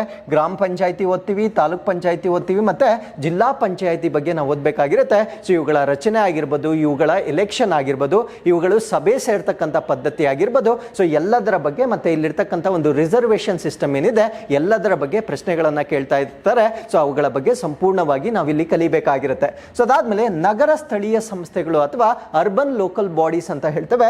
ಇದರಲ್ಲಿ ಮಹಾನಗರ ಪಾಲಿಕೆ ಆಗಿರ್ಬೋದು, ನಗರಸಭೆ ಆಗಿರ್ಬೋದು, ಪುರಸಭೆ ಆಗಿರ್ಬೋದು, ಪಟ್ಟಣ ಪಂಚಾಯಿತಿಗಳಾಗಿರ್ಬೋದು, ಇವೆಲ್ಲದರ ಬಗ್ಗೆ ಅಂದ್ರೆ ಗ್ರಾಮೀಣದಲ್ಲಿ ಹೇಗೆ ಲೋಕಲ್ ಗವರ್ನೆನ್ಸ್ ಇದೆ ಅದೇ ರೀತಿ ಅರ್ಬನ್ ಲೋಕಲ್ ಬಾಡೀಸ್ ಕೂಡ ಇರ್ತವೆ. ಸೊ ಇವುಗಳ ಬಗ್ಗೆ ಕೂಡ ನಾವು ಸಂಪೂರ್ಣವಾಗಿ ಈ ಒಂದು ಸಿಲೆಬಸ್ ನಲ್ಲಿ ಅಧ್ಯಯನ ಮಾಡಬೇಕಾಗಿರುತ್ತೆ. ಸೊ ಅದಾದ್ಮೇಲೆ ಸ್ಟೇಟ್ ಎಲೆಕ್ಷನ್ ಕಮಿಷನ್ ಅಂದ್ರೆ ಈ ಒಂದು ಲೋಕಲ್ ಗವರ್ನೆನ್ಸ್ ಗೆ ಸಂಬಂಧಪಟ್ಟಂತೆ ಚುನಾವಣೆಗಳನ್ನ ನಡೆಸಬೇಕಾಗಿರುತ್ತೆ. ಆ ಒಂದು ಪದ್ಧತಿ ಹೇಗಿರುತ್ತೆ, ಸೊ ಆ ಒಂದು ಕಾರಣದಿಂದ ರಾಜ್ಯ ಚುನಾವಣಾ ಆಯೋಗದ ಬಗ್ಗೆ ನಾವು ಓದಬೇಕಾಗಿರುತ್ತೆ. ರಾಜ್ಯ ಹಣಕಾಸು ಆಯೋಗ ಅಥವಾ ಸ್ಟೇಟ್ ಫಿನಾನ್ಸ್ ಕಮಿಷನ್ ಬಗ್ಗೆ ಓದಬೇಕಾಗಿರುತ್ತೆ. ಸೊ ಇದ್ರ ಮೇಲೆ ಇತ್ತೀಚೆಗೆ ಪ್ರಶ್ನೆಗಳಾಗಿರ್ತಕ್ಕಂಥದ್ದನ್ನ ನಾವು ನೋಡಬಹುದಾಗಿರುತ್ತೆ. ಸೊ ಗ್ರಾಮೀಣ ಅಭಿವೃದ್ಧಿ ಮತ್ತು ಪಂಚಾಯತ್ ರಾಜ್ ಸಂಸ್ಥೆ, so rural development and panchayat Raj organisations ಬಗ್ಗೆ ಓದಬೇಕಾಗಿರುತ್ತೆ. ಪಂಚಾಯತ್ ರಾಜ್ ವಿಶ್ವವಿದ್ಯಾನಿಲಯ ಅಥವಾ ಯೂನಿವರ್ಸಿಟಿ ಅಂತ ಬರುತ್ತೆ, ಇದ್ರ ಬಗ್ಗೆ ನಾವು ಅಧ್ಯಯನ ಮಾಡಬೇಕಾಗಿರುತ್ತೆ. ಕೇಂದ್ರ ಗ್ರಾಮೀಣ ಅಭಿವೃದ್ಧಿ ಸಚಿವಾಲಯ ಅಂದ್ರೆ union ministry of Rural development ಅಂದ್ರೆ ಈ ಒಂದು ಗ್ರಾಮೀಣ ಅಭಿವೃದ್ಧಿಗೆ ಸಂಬಂಧಪಟ್ಟಂತೆ ಕೇಂದ್ರ ಸರ್ಕಾರದಲ್ಲಿರ್ತಕ್ಕಂಥ ಸಚಿವಾಲಯ ಮತ್ತು ಅದರ ಪಾತ್ರಗಳು ಮತ್ತೆ ಅವರು ರೀಸೆಂಟ್ ಆಗಿ ಮಾಡಿರ್ತಕ್ಕಂಥ ಸ್ಕೀಮ್ಸ್ಗಳು ಅಥವಾ ಪ್ರೋಗ್ರಾಮ್ಗಳು. ಸೊ ಇದರ ಬಗ್ಗೆ ನಾವಿಲ್ಲಿ ಸಂಪೂರ್ಣವಾಗಿ ಅಧ್ಯಯನ ಮಾಡಬೇಕಾಗಿರುತ್ತೆ. National Institute of Rural Development ಅಂತ ಕರಿತೇವೆ. ಸೊ ಇದರ ಬಗ್ಗೆ ನಾವು ಓದಬೇಕು. ರಾಜ್ಯ ಗ್ರಾಮೀಣ ಅಭಿವೃದ್ಧಿ ಇಲಾಖೆ ಅಥವಾ ಸ್ಟೇಟ್ ರೂರಲ್ ಡೆವಲಪ್ಮೆಂಟ್ ಡಿಪಾರ್ಟ್ಮೆಂಟ್ ಬಗ್ಗೆ ಓದಬೇಕು. ಗ್ರಾಮೀಣ ಅಭಿವೃದ್ಧಿ ಯೋಜನೆಗಳು ಅಥವಾ ರೂರಲ್ ಡೆವಲಪ್ಮೆಂಟ್ ಸ್ಕೀಮ್ಸ್ ಏನಿರುತ್ತೆ ಸೊ ಇದರ ಬಗ್ಗೆ ನಾವು ಸಂಪೂರ್ಣವಾಗಿ ಕಲಿಬೇಕಾಗಿರುತ್ತೆ. ಸೊ ಅದಾದ್ಮೇಲೆ ಬರುತ್ತೆ ಇ ಅಡ್ಮಿನಿಸ್ಟ್ರೇಷನ್ ಅಂತ ಕರಿತೇವೆ. ಅಂದ್ರೆ ಈ ಒಂದು ಪಂಚಾಯತ್ ವ್ಯವಸ್ಥೆಯನ್ನ ಇನ್ನೂ ಕೂಡ ಸುಲಭವಾಗಿ ಆಡಳಿತ ಮಾಡಲಿಕ್ಕೆ ವಿಜ್ಞಾನ ಮತ್ತು ತಂತ್ರಜ್ಞಾನವನ್ನ ಇಲ್ಲೂ ಕೂಡ ಬಳಕೆ ಮಾಡ್ತೇವೆ. ಹಾಗಿದ್ರೆ ಈ ಒಂದು ಗ್ರಾಮ ಪಂಚಾಯತಿ ಅಥವಾ ಈ ಒಂದು ಪಂಚಾಯತ್ ರಾಜ್ ವ್ಯವಸ್ಥೆಯಲ್ಲಿ ಯಾವ ರೀತಿಯ ಸೈನ್ಸ್ ಅಂಡ್ ಟೆಕ್ನಾಲಜಿಯನ್ನ ನಾವು ಉಪಯೋಗಿಸ್ತೇವೆ, ಒಂದು ಇ ಅಡ್ಮಿನಿಸ್ಟ್ರೇಷನ್ ಬಗ್ಗೆ ನಾವು ಓದಬೇಕಾಗಿರುತ್ತೆ. ಇದರಲ್ಲಿ ಬರ್ತಕ್ಕಂಥ ವಿಷಯಗಳು ಯಾವ್ದು ಅಂದ್ರೆ ಪಂಚತಂತ್ರ ಅಂತ ನಾವು ಓದಬೇಕಾಗಿರುತ್ತೆ. ಗಾಂಧಿ ಸಾಕ್ಷಾ ಕಾಯಕ ತತ್ರಾಂಶ ಅಥವಾ ಗಾಂಧಿ ಸಾಕ್ಷಿ ಕಾಯಕ ತತ್ರಾಂಶ ಅಂತ ಹೇಳ್ತೇವೆ, ಅಥವಾ ಡೇಟಾ ಹಬ್ ಅಂತ ಹೇಳ್ತೇವೆ. ಇದರ ಬಗ್ಗೆ ನಾವು ಓದಬೇಕಾಗಿರುತ್ತೆ. ಪಂಚಮಿತ್ರ ಬಗ್ಗೆ ನಾವು ಓದಬೇಕಾಗಿರುತ್ತೆ. ಬಾಪೂಜಿ ಸೇವಾ ಕೇಂದ್ರಗಳ ಬಗ್ಗೆ ನಾವು ಓದಬೇಕಾಗಿರುತ್ತೆ. ಗಾಂಧಿ ಸಾಕ್ಷಿ ಕಾಯಕ 0.2 ಬಗ್ಗೆ ನಾವು ಓದಬೇಕಾಗಿರುತ್ತೆ. ಈ ಬೆಳಕು ಬಗ್ಗೆ ನಾವು ಓದಬೇಕಾಗಿರುತ್ತೆ. ಇಲ್ಲೂ ಕೂಡ ಸ್ವಮಿತ್ರ ಯೋಜನೆ ಬಗ್ಗೆ ಓದಬೇಕಾಗಿರುತ್ತೆ. ಅದಾದ್ಮೇಲೆ ಗ್ರಾಮೀಣ ಅಭಿವೃದ್ಧಿಗೆ ಸಂಬಂಧಪಟ್ಟಂತೆ ಪ್ರಚಲಿತ ಘಟನೆಗಳು ಅಥವಾ ಕರೆಂಟ್ ಅಫೇರ್ಸ್ ಏನಿರ್ತವೆ, ಎಲ್ಲವನ್ನ ಈ ಒಂದು ಸಬ್ಜೆಕ್ಟ್ ನ ಅಡಿಯಲ್ಲಿ ನಾವು ಓದಬೇಕಾಗಿರುತ್ತೆ. ಅದಾದ್ಮೇಲೆ ರೂರಲ್ ಡೆವಲಪ್ಮೆಂಟ್ಗೆ ಸಂಬಂಧಪಟ್ಟಂತೆ ಕೆಲವೊಂದು ಸ್ಕೀಮ್ಸ್ಗಳಿರ್ತವೆ, ಕೆಲವೊಂದು ಯೋಜನೆಗಳಿರ್ತವೆ. ಅದರಲ್ಲಿ ಕೆಲವೊಂದನ್ನ ನಾವು ಮೆನ್ಷನ್ ಮಾಡೋದಾದ್ರೆ ಅರಿವು ಕೇಂದ್ರ ಅಂತ ಹೇಳ್ತೇವೆ, ಇದರ ಬಗ್ಗೆ ನಾವು ಓದಬೇಕು. ಗ್ರಾಮ ಆರೋಗ್ಯದ ಬಗ್ಗೆ ಓದಬೇಕು. ಗ್ರಾಮೀಣ ಆವಿಷ್ಕಾರ ನಿಧಿ ಅಂತ ಹೇಳ್ತೇವೆ, ಇದರ ಬಗ್ಗೆ ನಾವು ಓದಬೇಕಾಗಿರುತ್ತೆ. ಹೌಸಿಂಗ್ ಪ್ರಾಜೆಕ್ಟ್ಸ್ ಅಥವಾ ವಸತಿ ಯೋಜನೆಗಳ ಬಗ್ಗೆ ಓದಬೇಕು. ರೂರಲ್ ಶೆಲ್ಟರ್ಸ್ ಮತ್ತೆ ಬಸವ ವಸತಿ ಸ್ಕೀಮ್ ಅಂತ ಕರಿತೇವೆ. ಗ್ರಾಮೀಣ ಆಶ್ರಯ ಮತ್ತು ಬಸವ ವಸತಿ ಯೋಜನೆ ಅಂತ ಕರಿತೇವೆ, ಇದರ ಬಗ್ಗೆ ನಾವು ಅಧ್ಯಯನ ಮಾಡಬೇಕಾಗಿರುತ್ತೆ. ಡಾಕ್ಟರ್ BR ಅಂಬೇಡ್ಕರ್ ಯೋಜನೆ ಬಗ್ಗೆ ನಾವು ಓದಬೇಕಾಗಿರುತ್ತೆ. ಇಂದಿರಾ ಆವಾಸ್ ಪ್ರಧಾನ ಮಂತ್ರಿ ಆವಾಸ್ ಯೋಜನೆ, ದೇವರಾಜ್ ಅರಸ್ ವಸತಿ ಯೋಜನೆಗಳ ಬಗ್ಗೆ ನಾವು ಓದಬೇಕಾಗಿರುತ್ತೆ. ರಾಜೀವ್ ಗಾಂಧಿ ಗ್ರಾಮೀಣ ವಸತಿ ನಿಗಮದ ಬಗ್ಗೆ ಈ ಒಂದು ಕಾಂಪೊನೆಂಟ್ ನ ಅಡಿಯಲ್ಲಿ ನಾವು ಸಂಪೂರ್ಣವಾಗಿ ಅಧ್ಯಯನ ಮಾಡಬೇಕಾಗಿರುತ್ತೆ. ಅದಾದ್ಮೇಲೆ ಬಹಳ ಸುದ್ದಿಯಲ್ಲಿರ್ತಕ್ಕಂಥ ಈ ಒಂದು ಜಲ್ ಜೀವನ್ ಮಿಷನ್ ಬಗ್ಗೆ ತುಂಬಾ ಪ್ರಶ್ನೆಗಳನ್ನ ಕೇಳ್ತಾ ಇದ್ದಾರೆ. ಈ ಒಂದು ಜಲ್ ಜೀವನ್ ಮಿಷನ್ ಬಗ್ಗೆ ನಾವು ಹೆಚ್ಚಾಗಿ ಓದಬೇಕಾಗಿರುತ್ತೆ. ಸ್ವಚ್ಛ ಭಾರತ್ 0.1 ಅಂಡ್ 0.2 ಎರಡರ ಬಗ್ಗೆ ಕೂಡ ನಾವು ಓದಬೇಕಾಗಿರುತ್ತೆ. ಅದಾದ್ಮೇಲೆ MG ನರೇಗಾ ಸ್ಕೀಮ್ ಏನಿರುತ್ತೆ ಇದರ ಬಗ್ಗೆ ಓದಬೇಕಾಗಿರುತ್ತೆ. ಗ್ರಾಮೀಣ ರಸ್ತೆಗಳು ಅಥವಾ ರೂರಲ್ ರೋಡ್ಸ್ ಬಗ್ಗೆ ಓದಬೇಕು. ಅದಾದ್ಮೇಲೆ ಕೂಸಿನ ಮನೆ ಅಂತ ಒಂದು ಕಾಂಪೊನೆಂಟ್ ಇದೆ, ಅದರ ಬಗ್ಗೆ ನಾವು ಓದಬೇಕಾಗಿರುತ್ತೆ. ಮಕ್ಕಳ ಸ್ನೇಹಿ ಗ್ರಾಮ ಪಂಚಾಯಿತಿ ಅಥವಾ ಚೈಲ್ಡ್ ಫ್ರೆಂಡ್ಲಿ ಗ್ರಾಮ ಪಂಚಾಯತ್ ಬಗ್ಗೆ ಓದಬೇಕಾಗಿರುತ್ತೆ. ಮಹಿಳಾ ಸ್ನೇಹಿ ಗ್ರಾಮ ಪಂಚಾಯಿತಿ ಅಂದ್ರೆ ವಿಮೆನ್ ಫ್ರೆಂಡ್ಲಿ ಗ್ರಾಮ ಪಂಚಾಯಿತಿ ಅಂತ ಕಾನ್ಸೆಪ್ಟ್ ಇರುತ್ತೆ. ಅಮೃತ ಗ್ರಾಮ ಪಂಚಾಯತ್ ಅಂತ ಇರುತ್ತೆ. ಜಲಧಾರೆ ಯೋಜನಾ ಅಂತ ಬರುತ್ತೆ. ಜಲಾಮೃತ ಯೋಜನಾ ಅಂತ ಬರುತ್ತೆ. Solid and liquid waste management ಅಂದ್ರೆ ಈ ಒಂದು ಮಾಲಿನ್ಯವನ್ನ ಕಡಿಮೆ ಮಾಡಲಿಕ್ಕೆ ಘನ ಮತ್ತು ದ್ರವ ತ್ಯಾಜ್ಯದ ನಿರ್ವಹಣೆಗೆ ಸಂಬಂಧಪಟ್ಟಂತೆ ಏನೇನು ಕಾರ್ಯಕ್ರಮಗಳನ್ನ ಮಾಡಿದ್ದೇವೆ, ಇವೆಲ್ಲದರ ಬಗ್ಗೆ ಈ ಒಂದು ಸಿಲೆಬಸ್ ನ ಅಡಿಯಲ್ಲಿ ನಾವು ಓದಬೇಕಾಗಿರುತ್ತೆ. ಅದರ ಜೊತೆಗೆ ಈ ಗ್ರಾಮೀಣ ಅಥವಾ ಗ್ರಾಮ ಪಂಚಾಯತ್ ಅಥವಾ ರೂರಲ್ ಡೆವಲಪ್ಮೆಂಟ್ ಅಂತ ಬಂದಾಗ ಅಂಗನವಾಡಿಗಳ ಪಾತ್ರ ಬಹಳ ಜಾಸ್ತಿ ಇರುತ್ತೆ. ಅಂಗನವಾಡಿಗಳು ಮತ್ತೆ ಆ ಒಂದು ಟಾಯ್ಲೆಟ್ಸ್ ಗಳ ಬಗ್ಗೆ ನಾವು ಓದಬೇಕಾಗಿರುತ್ತೆ. ನಿರ್ಮಲ ಗ್ರಾಮ ಪುರಸ್ಕಾರಗಳು ಅಂದ್ರೆ ಈ ಒಂದು ಕೆಲವೊಂದು ಅವಾರ್ಡ್ಸ್ ಅನ್ನ ಇತ್ತೀಚೆಗೆ ಸ್ಟಾರ್ಟ್ ಮಾಡಿದ್ದಾರೆ. ಯಾರು ಬೆಸ್ಟ್ ಪರ್ಫಾರ್ಮಿಂಗ್ ಇರ್ತಾರೆ ಅವರನ್ನ ಎನ್ಕರೇಜ್ ಮಾಡ್ಲಿಕ್ಕೆ ಅಥವಾ ಹೆಲ್ದಿ ಕಾಂಪಿಟೇಷನ್ ಅನ್ನ ಇನ್ಕಲ್ಕೇಟ್ ಮಾಡ್ಲಿಕ್ಕೆ ಕೆಲವೊಂದು ಪುರಸ್ಕಾರಗಳನ್ನ ಪ್ರಾರಂಭ ಮಾಡಿರ್ತಾರೆ. ಈ ಪುರಸ್ಕಾರಗಳಲ್ಲಿ ನಮ್ಮ ಕರ್ನಾಟಕಕ್ಕೆ ಸಂಬಂಧಪಟ್ಟಂತೆ ಯಾವ ಯಾವ ಪುರಸ್ಕಾರಗಳು ಬಂದಿದೆ, ಅದನ್ನಂತೂ ಡೆಫಿನೆಟ್ಲಿ ನಾವು ಓದಲೇಬೇಕಾಗಿರುತ್ತೆ. ಇದೆಲ್ಲ ಕರೆಂಟ್ ಅಫೇರ್ಸ್ಗೆ ಸಂಬಂಧಪಟ್ಟಿರ್ತಕ್ಕಂಥ ಮ್ಯಾಟರ್ ಆಗಿರುತ್ತೆ. ಯೂಶುವಲಿ ಟ್ರೆಡಿಷನಲ್ ಬುಕ್ಸ್ ಅಲ್ಲಿ ಇವು ಸಿಗದೆ ಇರತಕ್ಕಂಥ ಮಾಹಿತಿ ಆಗಿರುತ್ತೆ. ಅದಾದ್ಮೇಲೆ ಗಾಂಧಿ ಗ್ರಾಮ ಪುರಸ್ಕಾರ ಅಥವಾ ಗಾಂಧಿ ವಿಲೇಜ್ ಅವಾರ್ಡ್ ಅಂತ ಹೇಳ್ತೇವೆ. ಪ್ರಧಾನ ಮಂತ್ರಿ ಗ್ರಾಮ ಸಡಕ್ ಅಂತ ಹೇಳ್ತೇವೆ. ಅದಾದ್ಮೇಲೆ ನಮ್ಮ ಗ್ರಾಮ ನಮ್ಮ ರಸ್ತೆ ಈ ಒಂದು ಕಾರ್ಯಕ್ರಮದ ಬಗ್ಗೆ ಓದಬೇಕಾಗಿರುತ್ತೆ. ನಮ್ಮ ಮನೆ ಯೋಜನೆ ಬಗ್ಗೆ ನಾವು ಓದಬೇಕಾಗಿರುತ್ತೆ. ದೀನ್ ದಯಾಳ್ ಉಪಾಧ್ಯಾಯ ಗ್ರಾಮ ಜ್ಯೋತಿ ಯೋಜನೆ ಬಗ್ಗೆ ಓದಬೇಕು. ರಾಜೀವ್ ಗಾಂಧಿ ಯುವ ಚೈತನ್ಯ ಯೋಜನೆ ಅಂತ ಬರುತ್ತೆ. ಇವೆಲ್ಲ ಕೂಡ ನಮ್ಮ RDPR ಗೆ ಸಂಬಂಧಪಟ್ಟಿರ್ತಕ್ಕಂಥ ವಿಷಯಗಳಾಗಿರ್ತವೆ. ಇಷ್ಟು ವಿಷಯಗಳನ್ನ ನಾವು RDPR ಅಲ್ಲಿ ಓದಬೇಕಾಗಿರುತ್ತೆ. As I told you before, ಮುಂಚೆ ಒಂದು ಸಪರೇಟ್ ಪತ್ರಿಕೆ ಇದ್ದ ಕಾರಣದಿಂದ ಇದನ್ನ ತುಂಬಾ ಡೀಪ್ ಆಗಿ ಓದಬೇಕಾಗಿತ್ತು. ಬಟ್ ಇವಾಗ ಇದನ್ನ ಜನರಲ್ ಸ್ಟಡೀಸ್ ನ ಪಾರ್ಟ್ ಮಾಡಿರೋದ್ರಿಂದ ಅದಕ್ಕೆ ಎಷ್ಟು ಬೇಕೋ ಅಷ್ಟು ಅವಶ್ಯಕ ಮಾಹಿತಿಯನ್ನ ನಾವು ಸಂಪೂರ್ಣವಾಗಿ ಕಲಿಬೇಕಾಗಿರುತ್ತೆ. ನೆಕ್ಸ್ಟ್ ಬರುತ್ತೆ ಕೋಆಪರೇಟಿವ್ ಮೂವ್ಮೆಂಟ್ ಇನ್ ಇಂಡಿಯಾ ಅಂದ್ರೆ ಭಾರತ ದೇಶದಲ್ಲಿ ಸಹಕಾರಿ ಸಂಸ್ಥೆಗಳು ಹೇಗೆ ಸ್ಥಾಪನೆ ಆಯಿತು ಅನ್ನೋದ್ರ ಬಗ್ಗೆ ಒಂದು ಸಬ್ಜೆಕ್ಟ್ ಅನ್ನ ಕೊಟ್ಟಿರ್ತಾರೆ. ಅದರ ಬಗ್ಗೆ ನಾವು ಅದರ ಡೀಟೇಲ್ಡ್ ಸಿಲೆಬಸ್ ಅನ್ನ ನಾವು ಬ್ರೇಕ್ ಡೌನ್ ಮಾಡೋದಾದ್ರೆ ಸಹಕಾರ ಚಳುವಳಿ ಅರ್ಥ ಮತ್ತೆ ವ್ಯಾಖ್ಯೆ ಅಂದ್ರೆ ಈ ಒಂದು ಕೋಆಪರೇಟಿವ್ ಮೂವ್ಮೆಂಟ್ಸ್ ಏನಿರುತ್ತೆ ಅದರ ಮೀನಿಂಗ್ ಮತ್ತೆ ಡೆಫಿನೇಷನ್ ಅನ್ನ ನಾವು ಸ್ಟಾರ್ಟ್ ಮಾಡಬೇಕಾಗಿರುತ್ತೆ. ಅದಾದ್ಮೇಲೆ ಸಹಕಾರ ಚಳುವಳಿ ಆಂದೋಲನದ ಬೆಳವಣಿಗೆ ಅಂದ್ರೆ ಡೆವಲಪ್ಮೆಂಟ್ ಆಫ್ ಕೋಆಪರೇಟಿವ್ ಮೂವ್ಮೆಂಟ್ ಬಗ್ಗೆ ನಾವು ಓದಬೇಕಾಗಿರುತ್ತೆ. ಅದಾದ್ಮೇಲೆ ಈ ಒಂದು ಕೋಆಪರೇಟಿವ್ ಸೆಕ್ಟರ್ಗೆ ಕಾಂಟ್ರಿಬ್ಯೂಷನ್ ಮಾಡಿರ್ತಕ್ಕಂಥ ಕೆಲವೊಂದು ವ್ಯಕ್ತಿಗಳು ಅವ್ರು ಕೊಟ್ಟಿರ್ತಕ್ಕಂಥ ಕಾಂಟ್ರಿಬ್ಯೂಷನ್ಸ್ ಏನು ನಾವೆಲ್ಲದನ್ನ ಓದಬೇಕಾಗಿರುತ್ತೆ. ಇದರಲ್ಲಿ ಬರ್ತಕ್ಕಂಥ ವ್ಯಕ್ತಿಗಳು ರಾಬರ್ಟ್ ಓವನ್ ಅಂತ ಹೇಳ್ತೇವೆ, ಡಾಕ್ಟರ್ ವಿಲಿಯಂ ಕಿಂಗ್ ಅಂತ ಹೇಳ್ತೇವೆ. ಕೋಆಪರೇಷನ್ ಆಕ್ಟ್ ಇನ್ ಇಂಗ್ಲೆಂಡ್ ಅಂದ್ರೆ ಇಂಗ್ಲೆಂಡ್ ನಲ್ಲಿ ಸಹಕಾರ ಕಾಯ್ದೆಯ ಬಗ್ಗೆ ನಾವು ಓದಬೇಕಾಗಿರುತ್ತೆ.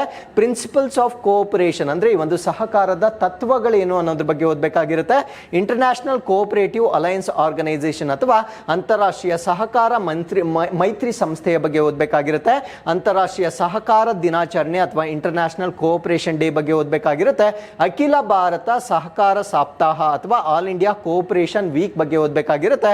ಸೊ ಅದಾದ್ಮೇಲೆ ಈ ಒಂದು ಕೋಆಪರೇಷನ್ಗೆ ಸಂಬಂಧಪಟ್ಟಂತೆ ಒಂದು ಸಹಕಾರದ ಬಾವುಟ ಇರುತ್ತೆ, ಆ ಒಂದು ಫ್ಲಾಗ್ ಬಗ್ಗೆ ಕೂಡ ನಾವಿಲ್ಲಿ ಅಧ್ಯಯನ ಮಾಡಬೇಕಾಗಿರುತ್ತೆ. ಸೊ ಅದಾದ್ಮೇಲೆ ಕೋಆಪರೇಷನ್ ಇನ್ ಡೆವಲಪ್ಡ್ ಕಂಟ್ರೀಸ್ ಅಂದ್ರೆ ಮುಂದುವರೆದ ಅಥವಾ ಅಭಿವೃದ್ಧಿ ಹೊಂದಿದ ರಾಷ್ಟ್ರಗಳಲ್ಲಿ ಈ ಒಂದು ಸಹಕಾರ ಸಂಸ್ಥೆಗಳು ಅಂತಕ್ಕಂಥದ್ದು ಹೇಗಿರುತ್ತೆ ಅನ್ನೋದ್ರ ಬಗ್ಗೆ ನಾವು ಓದಬೇಕಾಗಿರುತ್ತೆ.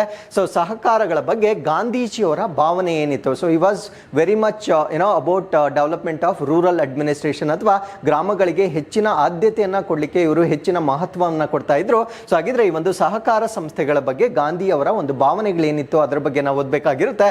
ಸೊ ಭಾರತ ದೇಶದಲ್ಲಿ ಸಹಕಾರ ಚಳುವಳಿ ಅಂದ್ರೆ ಕೋಆಪರೇಟಿವ್ ಮೂವ್ಮೆಂಟ್ ಇನ್ ಇಂಡಿಯಾ ಬಗ್ಗೆ ಓದಬೇಕಾಗಿರುತ್ತೆ.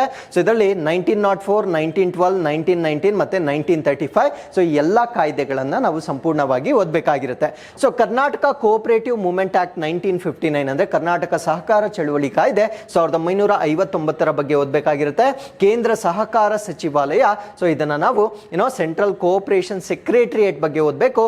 Cooperative policy of the nation ಅಂದ್ರೆ ನಮ್ಮ ಭಾರತ ರಾಷ್ಟ್ರದಲ್ಲಿ ಈ ಒಂದು ಸಹಕಾರಿ ನೀತಿಗಳು ಹೇಗಿದೆ ಅನ್ನೋದ್ರ ಬಗ್ಗೆ ಓದಬೇಕಾಗಿರುತ್ತೆ. ಸಮಿತಿಗಳು ಮತ್ತು ಶಿಫಾರಸುಗಳು ಅಂದ್ರೆ ಈ ಒಂದು ಕೋಆಪರೇಟಿವ್ ಸೊಸೈಟಿಗೆ ಸಂಬಂಧಪಟ್ಟಂತೆ ಅಥವಾ ಸಹಕಾರ ಸಂಸ್ಥೆಗಳಿಗೆ ಸಂಬಂಧಪಟ್ಟಂತೆ ರಚನೆ ಮಾಡಿರ್ತಕ್ಕಂಥ ಸಮಿತಿಗಳು ಯಾವ್ದ್ಯಾವ್ದು, ಅವರು ಕೊಟ್ಟಿರ್ತಕ್ಕಂಥ ಶಿಫಾರಸುಗಳು ಯಾವ್ದ್ಯಾವ್ದು ಎಲ್ಲದರ ಬಗ್ಗೆ ನಾವಿಲ್ಲಿ ಅಧ್ಯಯನ ಮಾಡಬೇಕಾಗಿರುತ್ತೆ. ಸೊ ಅದಾದ್ಮೇಲೆ 5 years ಪ್ಲಾನ್ಸ್ ಬಗ್ಗೆ ಕೂಡ ನಾವು ಓದಬೇಕಾಗಿರುತ್ತೆ. ಅಂದ್ರೆ ಪಂಚವಾರ್ಷಿಕ ಯೋಜನೆಗಳ ಬಗ್ಗೆ ಕೂಡ ನಾವಿಲ್ಲಿ ಅಧ್ಯಯನ ಮಾಡಬೇಕಾಗಿರುತ್ತೆ. ಸೊ ಅದು ಕೂಡ ಈ ಒಂದು ಕೋಆಪರೇಟಿವ್ ಸೊಸೈಟಿಗೆ ಸಂಬಂಧಪಟ್ಟಂತೆ ಮಾಹಿತಿಯನ್ನ ಮಾತ್ರ ಹೆಚ್ಚಾಗಿ ನಾವಿಲ್ಲಿ ಫೋಕಸ್ ಮಾಡ್ತೇವೆ. ಸೊ ಅದಾದ್ಮೇಲೆ ಕರ್ನಾಟಕದ ಸಹಕಾರ ಚಳವಳಿಗಳು ಅಥವಾ ಕೋಆಪರೇಟಿವ್ ಮೂವ್ಮೆಂಟ್ಸ್ ಇನ್ ಕರ್ನಾಟಕ, ಸಹಕಾರ ಚಳುವಳಿಗೆ ಸಂವಿಧಾನದ ಮಾನ್ಯತೆ ಅಂದ್ರೆ constitutional recognition of the cooperative movement ಅಂದ್ರೆ ಈ ಒಂದು ಸಹಕಾರ ಚಳುವಳಿಗಳಿಗೆ ಸಂಬಂಧಪಟ್ಟಂತೆ ನಮ್ಮ ಸಂವಿಧಾನದಲ್ಲಿ ಯಾವ ರೀತಿ ಮಾನ್ಯತೆ ಇದೆ ಅನ್ನೋದ್ರ ಬಗ್ಗೆ ನಾವು ಅಧ್ಯಯನ ಮಾಡಬೇಕಾಗಿರುತ್ತೆ.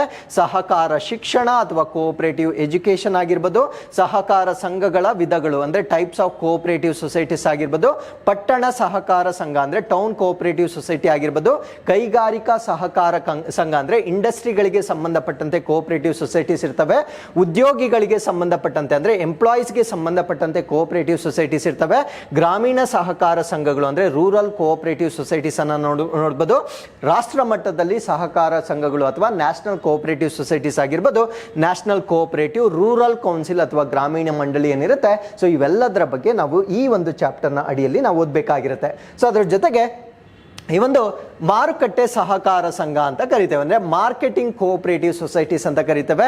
ಕೈಗಾರಿಕೆ ಸಹಕಾರ ಸಂಘಗಳು ಅಂದ್ರೆ ಇಂಡಸ್ಟ್ರಿಯಲ್ ಕೋಆಪರೇಟಿವ್ ಸೊಸೈಟೀಸ್ ಬರುತ್ತೆ. ಗೃಹ ನಿರ್ಮಾಣ ಅಂದ್ರೆ ಹೋಮ್ ಬಿಲ್ಡಿಂಗ್ ಕೋಆಪರೇಟಿವ್ ಸೊಸೈಟೀಸ್ ಅಂತ ಬರುತ್ತೆ. ಸಹಕಾರಿ ಸಂಸ್ಥೆಗಳ ಸಂಘಗಳು ಅಂದ್ರೆ ಕೋಆಪರೇಟಿವ್ ಸೊಸೈಟೀಸ್ ಅಸೋಸಿಯೇಷನ್ ಅಂತ ಬರುತ್ತೆ.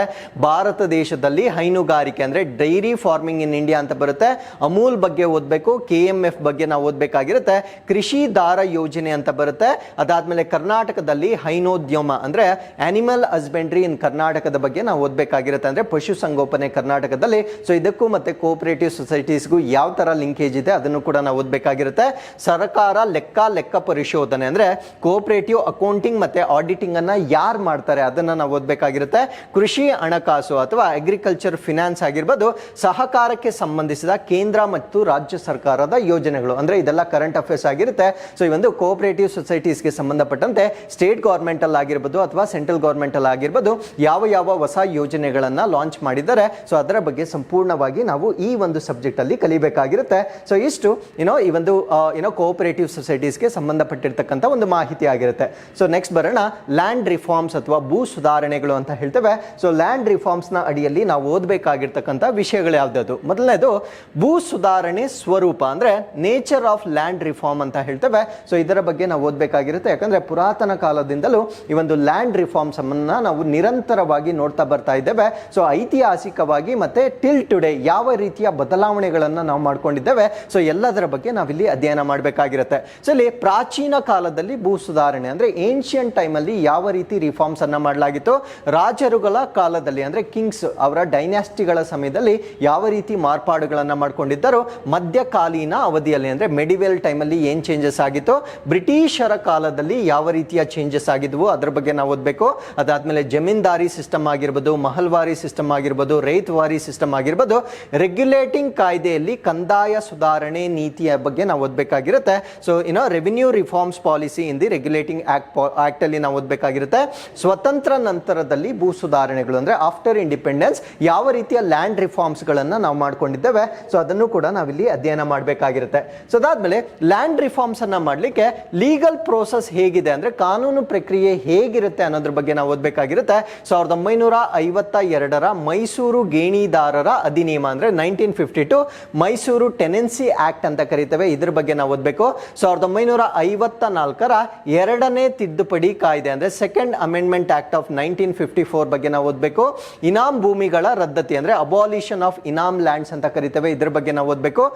ಬಿಡಿ ಜತ್ತಿ ಸಮಿತಿ 1957, ಸೊ 1957 ನ ಬಿಡಿ ಜತ್ತಿ ಸಮಿತಿ ಅಥವಾ ಕಮಿಟಿ ಬಗ್ಗೆ ನಾವು ಓದಬೇಕಾಗಿರುತ್ತೋ. ಸೊ ಕರ್ನಾಟಕ ಭೂ ಸುಧಾರಣೆ ಕಾಯ್ದೆಗಳು ಅಂದ್ರೆ ಕರ್ನಾಟಕ ಲ್ಯಾಂಡ್ ರಿಫಾರ್ಮ್ಸ್ ಆಕ್ಟ್, ಇದರಲ್ಲಿ 1961 ಓದಬೇಕು, 1974, 1995, 2015, ಸೊ ವೆರಿ ಲೇಟೆಸ್ಟ್ 2020 ವರೆಗೂ ಯಾವ ರೀತಿ ಕಾಯ್ದೆಗಳನ್ನ ಮಾಡಲಾಗಿದೆ ಅನ್ನೋದ್ರ ಬಗ್ಗೆ ನಾವಿಲ್ಲಿ ಓದಬೇಕಾಗಿರುತ್ತೆ. ಸೊ ಅದಾದ್ಮೇಲೆ ಭೂ ಸುಧಾರಣಾ ಕಾಯ್ದೆ ಪರಿಭಾಷಿಕ ಪದಗಳು ಅಂದ್ರೆ ಈ ಒಂದು ಲ್ಯಾಂಡ್ ರಿಫಾರ್ಮ್ಸ್ಗೆ ಸಂಬಂಧಪಟ್ಟಂತೆ ಕೆಲವೊಂದು ಒಕ್ಯಾಬ್ಲರಿ ಬರುತ್ತೆ, ಆ ಒಕ್ಯಾಬ್ಲರಿಗೆ ಸಂಬಂಧಪಟ್ಟಂತೆ ಪ್ರಶ್ನೆಗಳನ್ನ ಕೇಳ್ತಕ್ಕಂಥ ಸಾಧ್ಯತೆ ಇರುತ್ತೆ. ಸೊ ಆ ಒಂದು ಪದ ಸಿರಿಯನ್ನ ನಾವು ಈ ಒಂದು ಸಬ್ಜೆಕ್ಟ್ ನಲ್ಲಿ ಕಲಿಬೇಕಾಗಿರುತ್ತೆ. ಸೊ ಅದಾದ್ಮೇಲೆ ನೆಕ್ಸ್ಟ್ ಬರುತ್ತೆ ಎನ್ವೈರನ್ಮೆಂಟಲ್ ರಿಲೇಟೆಡ್ ಇಶ್ಯೂಸ್ ಅಂತ ಬರುತ್ತೆ. ಸೊ ಇದರಲ್ಲಿ ನೆನ್ಪಿಟ್ಕೊಳ್ಳಿ, ಸೊ ಇಲ್ಲಿ ಸಿಲೆಬಸ್ ಕಾಪಿಯಲ್ಲಿ ಕಡ್ಡಾಯವಾಗಿ ಮೆನ್ಷನ್ ಮಾಡಿರ್ತಕ್ಕಂಥ ಮೇನ್ ಪಾಯಿಂಟ್ ಏನು ಅಂದ್ರೆ ಕರ್ನಾಟಕಕ್ಕೆ ಸಂಬಂಧಪಟ್ಟಂತೆ ಅಂದ್ರೆ we need to focus more on Karnataka.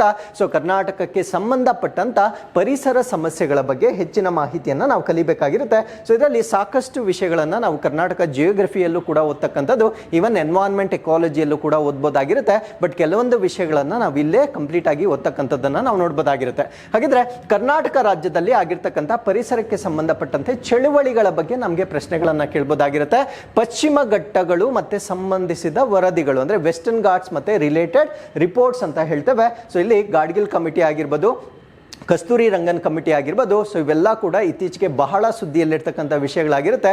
Because of ವೈನಾಡಲ್ಲಿ land sliding ಏನಾಗಿದೆ, ಸೊ ಇವೆಲ್ಲ ಡಿಸಾಸ್ಟರ್ಸ್ ಆಗಿರುವ ಕಾರಣದಿಂದ ಸೊ ಈ ಒಂದು ಸಮಿತಿಗಳ ಶಿಫಾರಸುಗಳ ಮೇಲೆ ಪ್ರಶ್ನೆಗಳನ್ನ ಕೇಳ್ತಕ್ಕಂಥ ಸಾಧ್ಯತೆಯನ್ನ ನಾವು ಹೆಚ್ಚಾಗಿ ನಾವಿಲ್ಲಿ ನೋಡಬಹುದಾಗಿರುತ್ತೆ. ಸೊ ಕರ್ನಾಟಕದಲ್ಲಿ ರಾಷ್ಟ್ರೀಯ ಉದ್ಯಾನವನಗಳು ಮತ್ತೆ ವನ್ಯಜೀವಿ ಧಾಮಗಳು ಅಂದ್ರೆ ನ್ಯಾಷನಲ್ ಪಾರ್ಕ್ಸ್ ಆಗಿರ್ಬೋದು ಮತ್ತೆ ವೈಲ್ಡ್ ಲೈಫ್ ಸ್ಯಾಂಕ್ಚುರೀಸ್ ಬಗ್ಗೆ ಪ್ರಶ್ನೆಗಳನ್ನ ಕೇಳಬಹುದಾಗಿರುತ್ತೆ. ಕರ್ನಾಟಕದ ಅರಣ್ಯ ವರದಿ, this is most important, forest report of Karnataka. So ಇದನ್ನ ನಾವು ಕಡ್ಡಾಯವಾಗಿ ಓದಲೇಬೇಕಾಗಿರುತ್ತೆ. ಸೊ ಇದರಲ್ಲಿ ಏನು ಅಂದ್ರೆ ಯಾವ್ದಾವ್ ಸ್ಟ್ಯಾಟಿಸ್ಟಿಕ್ಸ್ ಇದೆ ಅದನ್ನ ರೀಸೆಂಟ್ ಎಕನಾಮಿಕ್ ಸರ್ವೆ ಇಂದ ತೆಗೆದುಕೊಂಡಿರುವ ಕಾರಣದಿಂದ ಸೊ ಇವೆಲ್ಲ ಕೂಡ ಬಹಳ ಇಂಪಾರ್ಟೆಂಟ್ ಆಗಿರ್ತಕ್ಕಂಥ ಸ್ಟ್ಯಾಟಿಸ್ಟಿಕ್ಸ್ ಅನ್ನ ಈ ಒಂದು ನೋಟ್ಸ್ ಅಲ್ಲಿ ಅಥವಾ ಈ ಒಂದು ಕ್ಲಾಸ್ ಅಲ್ಲಿ ನೀವು ಪಡೆಯಬಹುದಾಗಿರುತ್ತೆ. ಸೊ ಸಂರಕ್ಷಣಾ ಮೀಸಲು ಪ್ರದೇಶಗಳು ಅಂದ್ರೆ ಕನ್ಸರ್ವೇಷನ್ ರಿಸರ್ವ್ಸ್ ಬಗ್ಗೆ ನಾವು ಓದಬೇಕು. ಸಮುದಾಯ ಮೀಸಲು ಪ್ರದೇಶಗಳು ಅಥವಾ ಕಮ್ಯುನಿಟಿ ರಿಸರ್ವ್ಸ್ ಯಾವ್ದಾವ್ದಿದೆ ಅದ್ರ ಬಗ್ಗೆ ಓದಬೇಕು. ಹುಲಿ ಧಾಮಗಳು ಅಥವಾ ಟೈಗರ್ ರಿಸರ್ವ್ಸ್ ಅಂತ ಹೇಳ್ತೇವೆ. ಅದಾದ್ಮೇಲೆ ಎಲಿಫೆಂಟ್ ಪ್ರಾಜೆಕ್ಟ್ ಅಥವಾ ಆನೆ ಯೋಜನೆ ಬಗ್ಗೆ ನಾವು ಓದಬೇಕಾಗಿರುತ್ತೆ. So elephants are very significant in Karnataka because Bharat ದೇಶದಲ್ಲಿ ಅತಿ ಹೆಚ್ಚಿನ ಆನೆಗಳು ಕರ್ನಾಟಕದಲ್ಲಿ ಇರುವ ಕಾರಣದಿಂದ ಇದು ಬಹಳ ಇಂಪಾರ್ಟೆಂಟ್ ಆಗಿರ್ತಕ್ಕಂಥ ಒಂದು ಪ್ರಾಜೆಕ್ಟ್ ಆಗಿರುತ್ತೆ. ಸೊ ಅದಾದ್ಮೇಲೆ ಪಕ್ಷಿಧಾಮಗಳು ಅಥವಾ ಬರ್ಡ್ ಸ್ಯಾಂಕ್ಚುರೀಸ್ ಬಗ್ಗೆ ಓದಬೇಕಾಗಿರುತ್ತೆ. ನವಿಲು, ಕೃಷ್ಣಾಮೃಗ, ತೋಳ, ಕರಡಿ, ಜಿಂಕಾರೆ ಮತ್ತು ರಣಹದ್ದು ಧಾಮಗಳು ಅಂದ್ರೆ ಈ ಪೀಕಾಕ್ ಆಗಿರ್ಬೋದು, ಬ್ಲಾಕ್ ಬಗ್, ಉಲ್ಫ್, ಬೇರ್, ಡೇರ್ ಮತ್ತೆ ವಲ್ಚರ್ ಸ್ಯಾಂಕ್ಚುರೀಸ್ ಏನಿರ್ತವೆ ಸೊ ಇವುಗಳ ಬಗ್ಗೆ ನಾವು ಓದಬೇಕಾಗಿರುತ್ತೆ. ಸೊ ಇತ್ತೀಚೆಗೆ ಇದರಲ್ಲಿ ಜಾಸ್ತಿ ಸುದ್ದಿಯಲ್ಲಿರ್ತಕ್ಕಂಥದ್ದು ವಲ್ಚರ್ ಪಾಪ್ಯುಲೇಷನ್ ಆಗಿರುತ್ತೆ. ಸೊ ಈ ಒಂದು ರಣಹದ್ದುಗಳನ್ನ ಸಂರಕ್ಷಣೆ ಮಾಡಲಿಕ್ಕೆ ಕರ್ನಾಟಕದಲ್ಲಿ ಏನೇನ್ ಮಾಡ್ತಾ ಇದ್ದಾರೆ ಸೊ ಅದರ ಬಗ್ಗೆ ನಾವು ಪ್ರಶ್ನೆಗಳನ್ನ ಎಕ್ಸ್ಪೆಕ್ಟ್ ಮಾಡಬಹುದಾಗಿರುತ್ತೆ. ಸೊ ಅದಾದ್ಮೇಲೆ ಕರ್ನಾಟಕದ ರಾಮ್ಸಾರ್ ತಾಣಗಳು ಅಂದ್ರೆ ರಾಮ್ಸಾರ್ ಸೈಟ್ಸ್ ಆಫ್ ಕರ್ನಾಟಕ 2024ರಲ್ಲಿ ಕರ್ನಾಟಕದಲ್ಲಿ ಇನ್ನೂ ಹೆಚ್ಚಿನ ರಾಮ್ಸಾರ್ ತಾಣಗಳನ್ನ ಗುರುತಿಸಿರುವ ಕಾರಣದಿಂದ ಸೊ ಇದರ ಮೇಲೆ ಕೂಡ ಪ್ರಶ್ನೆಗಳನ್ನ ನಾವು ಎಕ್ಸ್ಪೆಕ್ಟ್ ಮಾಡಬಹುದಾಗಿರುತ್ತೆ. ಸೊ ಕರ್ನಾಟಕದ ಜೀವ ವೈವಿಧ್ಯತಾ ಪಾರಂಪರಿಕ ತಾಣಗಳು ಅಂದ್ರೆ ಬಯೋಡೈವರ್ಸಿಟಿ ಹೆರಿಟೇಜ್ ಸೈಟ್ಸ್ ಆಫ್ ಕರ್ನಾಟಕದ ಬಗ್ಗೆ ನಾವು ಅಧ್ಯಯನ ಮಾಡಬೇಕು. ಜೀವಗೋಳ ವಲಯಗಳು ಅಥವಾ ಬಯೋಸ್ಪಿಯರ್ ರಿಸರ್ವ್ಸ್ ಬಗ್ಗೆ ನಾವು ಓದಬೇಕು. ಯುನೆಸ್ಕೋ ಬಗ್ಗೆ ನಾವು ಓದಬೇಕಾಗಿರುತ್ತೆ ಅಂದ್ರೆ how UNESCO is related to Karnataka's environment. So ಅದರ ಬಗ್ಗೆ ನಾವು ಅಧ್ಯಯನ ಮಾಡಬೇಕಾಗಿರುತ್ತೆ. ಕರ್ನಾಟಕ ರಾಜ್ಯ ಮಾಲಿನ್ಯ ಮಂಡಳಿ ಆಫ್ ಕೋರ್ಸ್ ಏನು ಅಂದ್ರೆ ಸೊ ಎನ್ವೈರನ್ಮೆಂಟ್ ಅಂತ ಬಂದ ಕೂಡಲೇ that is also related to environment ಅಥವಾ ಸೊ ಈ ಒಂದು ಮಾಲಿನ್ಯಕ್ಕೆ ಸಂಬಂಧಪಟ್ಟಂತೆ ಒಂದು ಬೋರ್ಡ್ ಅಥವಾ ಮಂಡಳಿ ಇರುತ್ತೆ. ಸೊ ಅದರ ಬಗ್ಗೆ ನಾವು ಅಧ್ಯಯನ ಮಾಡಬೇಕಾಗಿರುತ್ತೆ.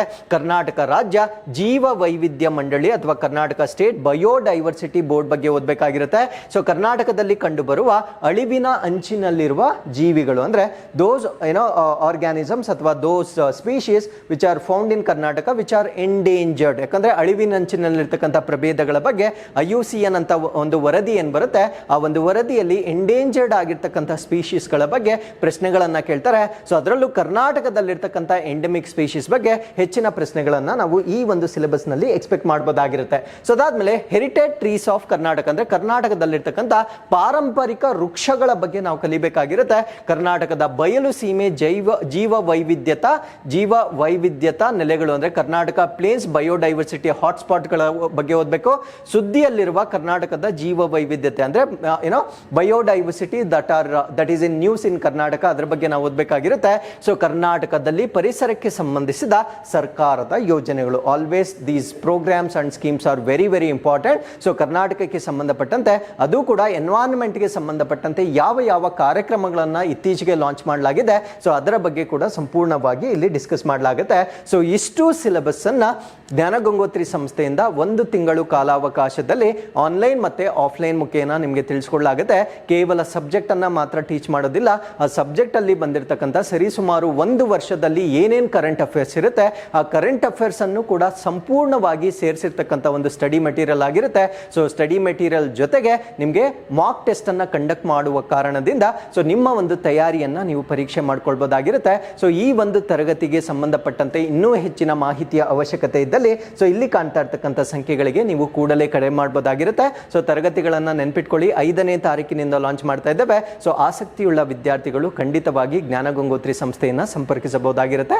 Thank you very much. ನಿಮ್ಗೆ ಇನ್ನೇನಾದರೂ ಡೌಟ್ಸ್ ಇದ್ರೂ ಕೂಡ ಕಮೆಂಟ್ ಸೆಕ್ಷನ್ ಅಲ್ಲಿ ನಮಗೆ ತಿಳಿಸಬಹುದಾಗಿರುತ್ತೆ. ನಾವು ರಿಪ್ಲೈ ಮಾಡ್ತಕ್ಕಂಥ ಪ್ರಯತ್ನವನ್ನ ಮಾಡ್ತೇವೆ. Thank you very much and all the best.